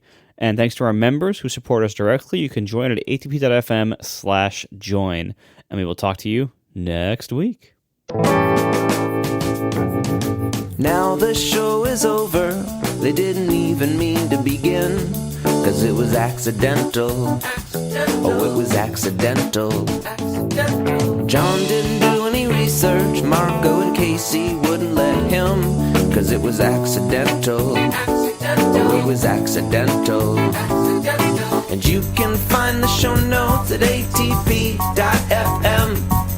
And if you're into Twitter, you can follow them at CASEYLISS. So that's Casey Liss, MARCOARMENT, Marco Arment, SIRAC, USA Syracuse. It's accidental. They didn't mean to. Accidental. Tech podcast so long. So, John, you've been wanting to talk about Mercedes brake pedals for a while, specifically the EQS, which apparently can be either the sedan or the SUV. But let me tell you, the Mercedes electric sedans, the EQE sedan, EQS sedan, not good-looking cars. Why are there so few good-looking electric cars? Like, this should be easier, shouldn't it? Everybody wants to, look futuristic, and that leads them in interesting directions. And of course, the BMWs don't look weird; they look like normal BMWs, but the normal BMWs now look ugly. So, Yeah. I was going to say, if you want an electric car that doesn't look odd, BMW just takes their regular cars and makes them electric because they built a platform that they can do that with, but they look like BMWs. Oh, wait, time out. Breaking news from all in the chat room. Model S/X steering wheel retrofit, $700, available March 2023. Travel in luxury. Enjoy the warmth of a heated wheel and the touch of a premium vegan leather in a traditional form factor. No stalks or shifters. Oh my Note, God. this retrofit is only compatible with Model S and Model X vehicles configured with a yoke steering wheel. Purchase price includes installation through Tesla service. Imagine if they just put those on the car when they sold them. Imagine that. Wouldn't that be novel? Flat bottom. Oh, it is a very, very slightly flat bottom. You're right. You cannot have a round steering wheel anymore, and I hate it so much. Oh, quit your whining. Flat bottom's not that big a deal. That's huge. So you'll be able to order the full steering wheel again. Well, it says March 2023, so probably in 2025 you'll be able to get it. Yeah. Never trust a date from Tesla. That's incredible. You can give them your money now, probably, though. No, I bet you can. Well, no, it says email me when the item's available to order. Wow, that's What's comforting about this is that the fact that they have to offer this option shows that just no one liked it. Enough people didn't like it that they actually were forced to offer this. Tesla's having demand problems, as they say. They're not selling as many cars as they wanted, and I'm sure in the discussion of how can we sell more cars, one of the items that had to come up is I do hear a lot of people saying they don't like the yoke steering wheel. Imagine that. Yeah. And we already did design a steering wheel for this because I remember the pictures of it, before the yoke came out. There were official images from Tesla that showed a round steering wheel. That's why everyone thought it would be an option. But then, Elon decided, no, it's the yoke for everybody. Well, I thought weren't there some regions where the yoke was totally illegal and so they had to sell it like this? Maybe. I mean, just because it's illegal doesn't mean they're. I guess that's true. Yeah. What do laws matter? No, honestly, I'm actually not tempted at all by the new Teslas. In part because of Elon Musk being a jerk, but also in part because now that I've had a car for the last few months that is designed to be used instead of a car that's designed to look good, I'm actually kind of spoiled by a lot of the utility of it. You're spoiled by buttons. And there's handles, there's compartments everywhere. The cup holders have little rubber inserts so stuff doesn't slide around. There's just oh my God, it's just so designed to be used by humans. And I mean, of course, as an off-roader, the Defender's also very, very well designed for that. But just there's just stuff everywhere that helps me use it as a vehicle. And this is why I'm actually not super tempted by the Rivians right now, because Rivians are also designed kind of with the Tesla mindset of let's make the most minimal interior possible. I don't know about I don't that. think they're in the same mindset. They're more electronic than you might think, but I think they do have a different vibe than Tesla. You should go sit in one. I think the overall features of the car do, but the actual dashboard and controls are very, very Tesla-like. No, they've got stalks and stuff. Not many. Just try it out. Go to the dealership and look at one and sit in it, and you'll see it. It's not as far from a. There are no dealerships. Yeah, there's a dealership in Richmond, for God's sakes. If Richmond has one, then almost every other city should. Anyway, all right, let's go back to this Mercedes stuff. Sorry for interrupting, but I think this is hilarious. And yeah, imagine people want an actual friggin' steering wheel, but no, Elon's a genius. Elon knows best. Anyway, Mercedes EQS SUV brake pedals. Tell me about this, John. Yeah, so this is related to when we were talking about how any control that in a car or any other thing that is manipulated through a touchscreen or other electronic means, it's difficult to also have a physical control for it, because then the physical control can get out of sync with the electronic control, and you have to figure out how to deal with that. And we started talking about how, the faders on a audio board, sometimes the faders are hardware things that slide up and down, but they will move on their own. So if you change a level through a software interface to make sure that the hardware always matches the software, the hardware will literally move. And there was also some car that did that, where if you turn the volume up on the steering wheel control, the volume dial would turn or whatever. And we talked about dials that have lights around them. Dials just spin forever, but they also have lights around them to indicate the position and all sorts of this. How do you have physical controls, but also software controls, or even just how do you have a control that you can control in more than one place with physical controls while trying to keep them in sync? How do you deal with that, right? So Mercedes had an interesting solution here on their EQS SUV, where they've got, like many cars, they have a regenerative braking function, which basically means when to slow the car down, rather than squeezing discs inside the wheel wells to make heat and friction and slow the car down, instead they use electricity and magnetism to essentially charge the battery. You use the momentum of the car to charge the battery by regenerating energy, and as you charge the battery, that will slow the car down because the energy to charge the battery has to come from somewhere. It's coming from your kinetic energy of the car moving, right? That's called regenerative braking. Cars have ways to adjust that. How much regenerative braking do you want? And you would think, well, we don't want all the regenerative braking, but what they mean is how much regenerative braking do you want when you lift up on the gas pedal, right? So in a regular car, an internal combustion car, if you lift up on the gas pedal, the only thing slowing you down is wind resistance, rolling resistance, friction, right? The car doesn't slow down due to the brakes, right? With regenerative braking on its maximum setting on Teslas and other cars, as you lift up on the brake pedal, it starts regenerative braking. So it doesn't just give less power to the wheels. It actually starts robbing the kinetic energy of the car and using it to charge the battery. So your car slows down. I think maybe the thing people might be familiar with like this is maybe the golf carts work this way, I think. I don't golf, so I don't know. But I think there are some other electric vehicles you might be familiar with, or maybe bumper cars where they work the same way, that as you lift up on the go pedal, it becomes the slow pedal, right? Regenerative braking off means, it works like an internal combustion car.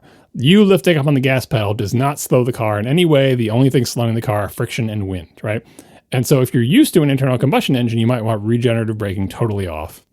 But if you're used to what they call one pedal driving, you can just drive entirely with the gas pedal, because as you lift up on the gas pedal, it essentially applies the brakes, the regenerative brakes, in proportion to how much you're lifting up the gas pedal. Now, Mercedes has the same settings. Do you want super duper regenerative braking for one pedal driving, where you basically never need to touch the brake pedal unless you're doing emergency braking or something? Or do you want it to behave like an internal combustion engine?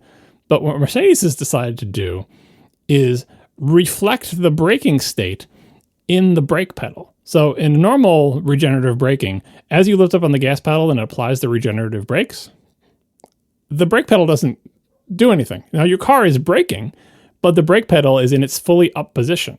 So Mercedes says, well, if we're applying the brakes at all, we should move the brake pedal down to reflect the amount of braking that we're applying. So that if you were to take your foot off of the gas pedal and put it onto the brake, it will reflect the fact that, hey, you know what? The brakes are actually applied like 50% already because of how you let up on the gas pedal. So the brake pedal will be 50% depressed when you put your foot over there. Now, I've never driven one of these cars, so I can't say, but this, MKBHD did a review of it, and he found it extremely disconcerting to take his foot off of the gas, the accelerator, and reach for the brake pedal with that same foot and not quite know where that brake pedal might be. Because how low will it be? There's even this intelligent braking thing where it will apply regenerative brakes based on how far the car is in front of you or how fast you're going and what the conditions are, and in turn reflect that in the brake pedal, which may be in any position between completely up and maybe not completely down, but halfway down. And I think this attempt to make the physical control reflect what the car is doing, I understand the motivation, but I think breaking the muscle memory of always being able to find the brake pedal, especially in an emergency situation where you take your foot off the gas accelerator real quick and go for the brake pedal, I want that brake pedal to be in the same expected spot every single time. And I don't mind that the first 2 inches of travel doesn't do anything because that much braking was already being applied, because in that situation, you're probably slamming on the brakes anyway. So I think this is a pretty bad idea. I give them points for trying to do it, and it's relevant to our past discussion, but I think the muscle memory of being able to always find the brake pedal is so much more important than correctly reflecting what the car is doing.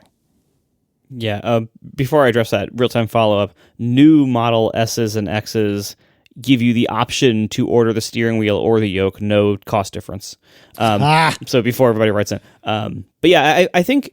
I don't know. Do you ever have one of the old cars that had early versions of cruise control where it would do this with the gas pedal? Because I had that before. Yeah. I've driven a U-Haul moving van that did that.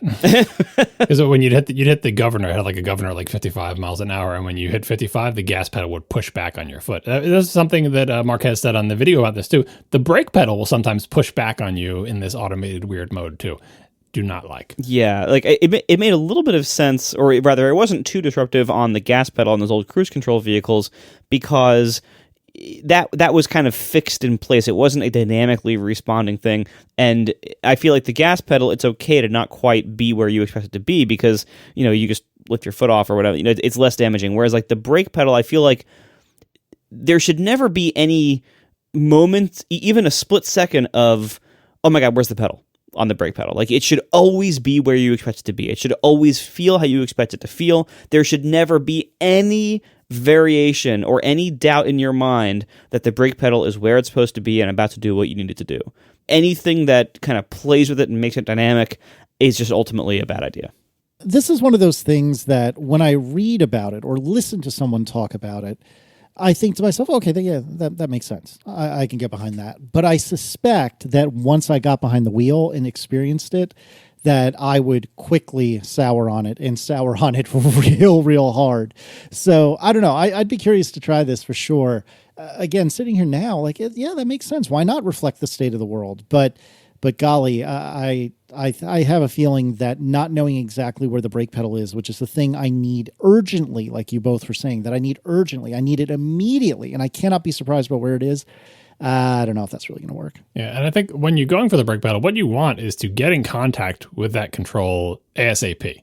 Because until your foot is touching it, you can't do anything braking-wise. Like, you have to get in contact with it. So that argues for both it always being in the same place and also for it being at the top of its travel before you activate it, because that's the closest to you, right? And you always just want to, that sort of, I'm going to go to the brakes. You want you want to get in that contact as fast as possible. If it is in some position other than all the way up, A, it's going to be farther away, and B, you've got to like start hunting for it. And depending on how you move your foot, you could miss it entirely. Like if it was depressed 3/4 of the way and your heel was like, you're the type of person who goes to the brake without like moving your heel that much because your car is set up that way, and you just press your foot down with your heel hinging in a certain spot and your toe goes all the way to the floor because you like missed it entirely, that's potentially not a great situation. Now, this discussion brought up, I think it was Quinn Nelson said somewhere that he's like, I hate the people who buy electric cars and don't put regenerative braking on Macs. Tesla's one pedal driving is the only way you should do it. You should always be one pedal driving. The old way is for internal combustion. The only reason we're used to it is because that's how cars used to work. Everyone should one pedal drive. Regen should be on Macs. And he said also, you're just wasting energy if you don't do that, because if you're not one pedal driving, you're being less efficient. And I was going to reply to him, but I'm like, at first I said, is there something I don't understand about, because it doesn't make any sense to me. I'm like, how would it be any less efficient? I mean, the way I thought it worked, and apparently I was wrong about this in Teslas anyway, is like, whether you are applying braking power by lifting up on the gas pedal or applying braking paddle by pressing on the gas, the brake thing, you're applying braking, right? Like it shouldn't make a difference. It's not as if in a non-regen mode, applying the braking doesn't do regen. That would be ridiculous. So I was like, maybe he means that when people drive the old way, they're more likely to dip into the friction brakes. And what I mean by that is most electric cars, when you press the brake pedal, it will do regen, but regen can't stop the car as quickly as friction brakes. When we say friction brakes, we mean the little things squeezing the discs or pressing against the drums in your wheel wells. So they have to blend regenerative braking with the actual old-fashioned hydraulic brake fluid-powered brakes, right? And I was thinking maybe he means when people don't do one-pedal driving, they tend to push the brake pedal and they get past the regen part where they push the brake pedal far enough where the car says, okay, I've given you all the regen you want and you still want more braking. Now I have to start pinching the friction brakes. And anytime you use the friction brakes, you are burning energy because that's just going off as heat. You're losing that. It's not going back into your battery at all, right? So maybe he was saying like, you should use one pedal driving because with one pedal driving, you will never engage the friction brakes because that's the different pedal over there. And the people who don't do that dip into the friction brakes too much. But what it turns out that apparently he was talking about is that in Teslas, now you can correct me if I'm wrong, but this is my understanding from reading the thread. In Teslas, the brake pedals only do the friction brakes? That can't possibly be true, can it? I always got the impression driving it that when you push the brake pedal, you are controlling the friction brakes, period. And that the car would decide when to regen if you're like decelerating, but you don't actually push the brake yet. That's when I think it's actually using the regen. But you can turn it down in the settings. Now, I prefer it all the way up. And I do. The thing is, like, in the context of when Teslas came out, like when they were designing these cars, when they were making all these options, they put in options. There's like the creep mode where, with an automatic transmission, when you take your foot off the brake from a stop, the car starts slowly creeping forward. Electric cars have no reason to do that. So electric cars, when you take your foot off the brake by default, nothing happens. Like, you might start falling down a hill or something, but if your hill hold's not on, but electric cars, there is no automatic creeping forward when you stop braking. But Tesla, when they first were releasing the Model S and trying to get people to drive electric cars, they added this option called creep mode or something, which sounds hilarious and it fits Elon well. But and they added this mode to basically emulate how automatic transmissions drive, so that people would be less disoriented when they first tried an electric car. And I think having the regen option be adjustable is that same kind of thing of like, okay, we're still kind of bringing people along from the gas world to the electric world, and we need affordances for people to be comfortable with the transition. And so turning down regen as an option is one of those affordances. That's not the affordance we're talking about here, though. The affordance is people don't understand one pedal driving, so we have to make it that when you lift off the gas, the car doesn't start decelerating due to any kind of braking, right? That's the affordance to make people comfortable with it. But the thing we're talking about is, okay, but what happens, what decelerates the car? And in a Tesla, it's like, well, if you turn regen on max and you lift up on the gas pedal, we will use regen to slow the car. Right? And if you press the brake pedal, we use friction brakes to slow the car. And what they could have done, and what every other car manufacturer has done, and what I assume Tesla was doing, but apparently they're not, is how about for the affordance mode, you make the gas pedal work just like it does in a regular car, where you lift up and the car just coasts, right? It slows down due to friction and air, but no braking is being applied. And then you make the brake pedal do a combination of regenerative and friction braking according to whatever weird-ass algorithm you have to do. Like the beginning of the brake pedal is all regen, and then as you keep pressing it and it needs more and more braking power, it starts to add the friction brakes. That would be perfectly understandable to internal combustion engine driver. They don't have to know what portion of the braking that is being put in response to their brake pedal action is regen and what portion is friction. And any decent car will blend those two together so you don't notice. The first round of electric cars from new manufacturers is like, oh, I can feel when it goes from regen to friction. But the more modern ones make that mostly transparent, probably because they're brake-by-wire at this point anyway. And so that's how I just assumed they all worked. But a car that only applies the friction brakes with the brake pedal is forcing you to do one pedal driving if you care at all about your battery life, or your range, as they call it in cars rather than laptops, because you want to do regen. You want every ounce of that electricity that you use to make this multi-thousand-pound car start rolling down the road. As you brake, you want that energy back as much as you can possibly get. Friction brakes throw that energy away as heat, right? Regen braking gives you some of it back. So it is insane to me that when you press the gas pedal in a Tesla, it does not do regen braking. It should, and presumably it will eventually. You said gas pedal, and I think you mean brake pedal. I keep saying gas pedal. Just substitute accelerator every time I say gas. Well, no. In this case, I think you mean it does a brake pedal. It does. Yeah. So in this Mastodon thread, which is I think what John was referring to, Quinn had some interesting thoughts, but then Technology Connections entered the chat, and that's our YouTuber that we all really enjoy, that does really genuinely fascinating and excellent YouTube videos about all manner of interesting engineering stuff. So Technology Connections, whose name I honestly don't know, wrote, Alec. I think you need to Alec, okay, thank you. Alec writes, I think you need to remember that this only makes sense in the context of Teslas, which don't do blended braking. Most other EVs will still regenerate more when you use the brake pedal, no matter what the liftoff regen is set to. Tesla's not doing that is, to me, bonkers.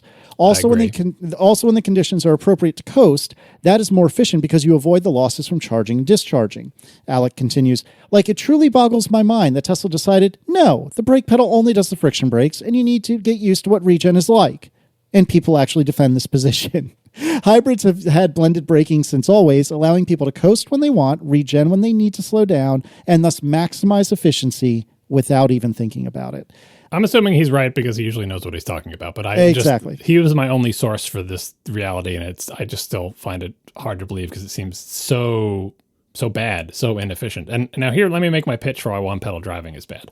I know people love it, and it's fun, and it's more relaxing to not have to go between gas and brake. These are the same people who think you shouldn't have a third pedal because how annoying is that? You got to keep pressing it. Obviously, but right. So I get the appeal of one-pedal driving, right? I think it is worse. Again, putting on my little safety hat, I think it's worse and also slightly less safe because here's the deal. Regen braking, forget about regen braking. The gas pedal that could actually apply all of the braking that your car is able to apply would be too annoying for anybody to use. What I'm basically saying is you're pressing the gas pedal. When you lift up on the gas pedal, it's as if you were standing on the brakes. You can't drive that car. That's too much, right? That's not how any car works. No one wants it to work that way. Imagine you sneeze and your foot lifts off the gas pedal for a second, and it's as if you were applying maximum braking. You'd be causing accidents left and right. So what actually happens in these one-pedal driving, when it's set to one-pedal driving, is when you lift up on the gas pedal, it applies regen braking to a point. Even if it applies 100% of its possible regen braking, it doesn't apply the maximum braking that the car is capable of applying. And again, if there's some fantasy scenario where a car was able to do its full braking fully through regen, doesn't matter for the purpose of the story. But I think right now, cars that do regen braking, it's not the full braking of the car, right? So inevitably, there will be situations where you need more braking than you can get by lifting up on the gas pedal. You've lifted all the way up on the gas pedal. You're not even pressing the gas pedal anymore. You still need more braking. At that point, you need to A, realize this has happened, and B, switch over to the brake pedal. I don't like the idea that I'm doing one pedal driving and I'm in traffic and I'm coming up on a car and I feel like I'm going to be able to come to a stop behind that car by lifting up on the gas pedal and it will be fine. And I lift up on the gas pedal and I just realize when I hit the end of the traffic that that's actually not enough braking. At that point, at the last second, I need to go to the brake pedal and apply a little bit more braking. I'd feel much better about knowing I'm going to need to come to a stop here. Let me stop being in the accelerator mode and put my foot over on the brake pedal and modulate the brake pedal to come to a nice stop where I intend, or slow to the degree that I intend. I don't like the whole idea of like one pedal driving. You can't drive with one pedal because sometimes you always need more braking. And in fact, the times when you might need more braking are the biggest emergency situations. And if you get in the mindset that I just drive with my right foot on the one pedal, it's one pedal driving. You have to snap out of that at the right moment to go over to the brake pedal. It seems to me to be a more dangerous and more complicated situation than the much simpler one of when I'm in go mode, I use the go pedal. And when I'm in no-go mode, I use the no-go pedal. It's very clear what mode you're in. And especially in situations where you're like, I've been decelerating for hundreds of feet. The whole time, my foot has been on the brake pedal, pressing it to varying degrees. I'm already in no-go mode. I'm in the slowing down mode. And if something unexpected happens during the slowing down thing, your foot's already in the right spot, right?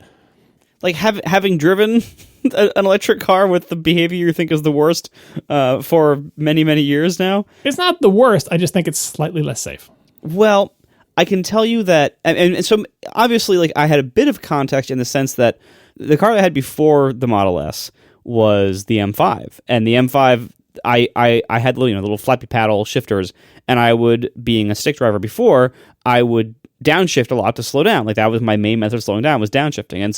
And it had that giant engine, and so it had a lot of engine suction also whenever you decelerate. And so it was actually, it felt not that different going from that with all that engine suction and all the downshifting to the Tesla with its aggressive regen.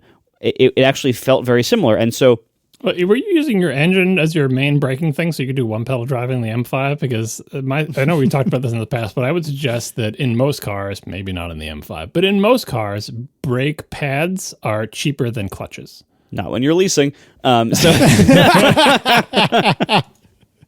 That's a good point. No, I am an engine braking apologist, even though I know that. No, I do engine braking too, but I would never use it as a way to do one pedal driving, so I don't have to use the brakes. Well, regardless, so I'm saying like when I came to the Tesla, like it felt natural to have aggressive regen, and I just got used to it very, very quickly. And I never. The getting used to it is the dangerous part, though, because you get into the mode where, like, I just need this one pedal to drive the car. That's it. No, but I think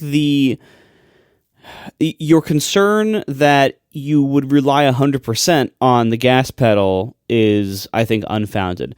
There was never a time when I felt like I was using the gas pedal exclusively, because the engine braking, or rather the regen provided by the gas pedal by letting off of it, would usually not be enough to bring the car to a complete stop in most circumstances. Sometimes you could. I'm not even talking about the last 2 seconds of the complete stop. I'm like, and you're right that, like I said, I didn't want to characterize what the regen is, like what percentage of the full power of braking is available to regen. But my assumption is that the percentage of braking power that a car possesses that will be possible by regen will just increase with time, because for efficiency purposes, because you want actually you want regen to be extremely powerful. You want that energy back.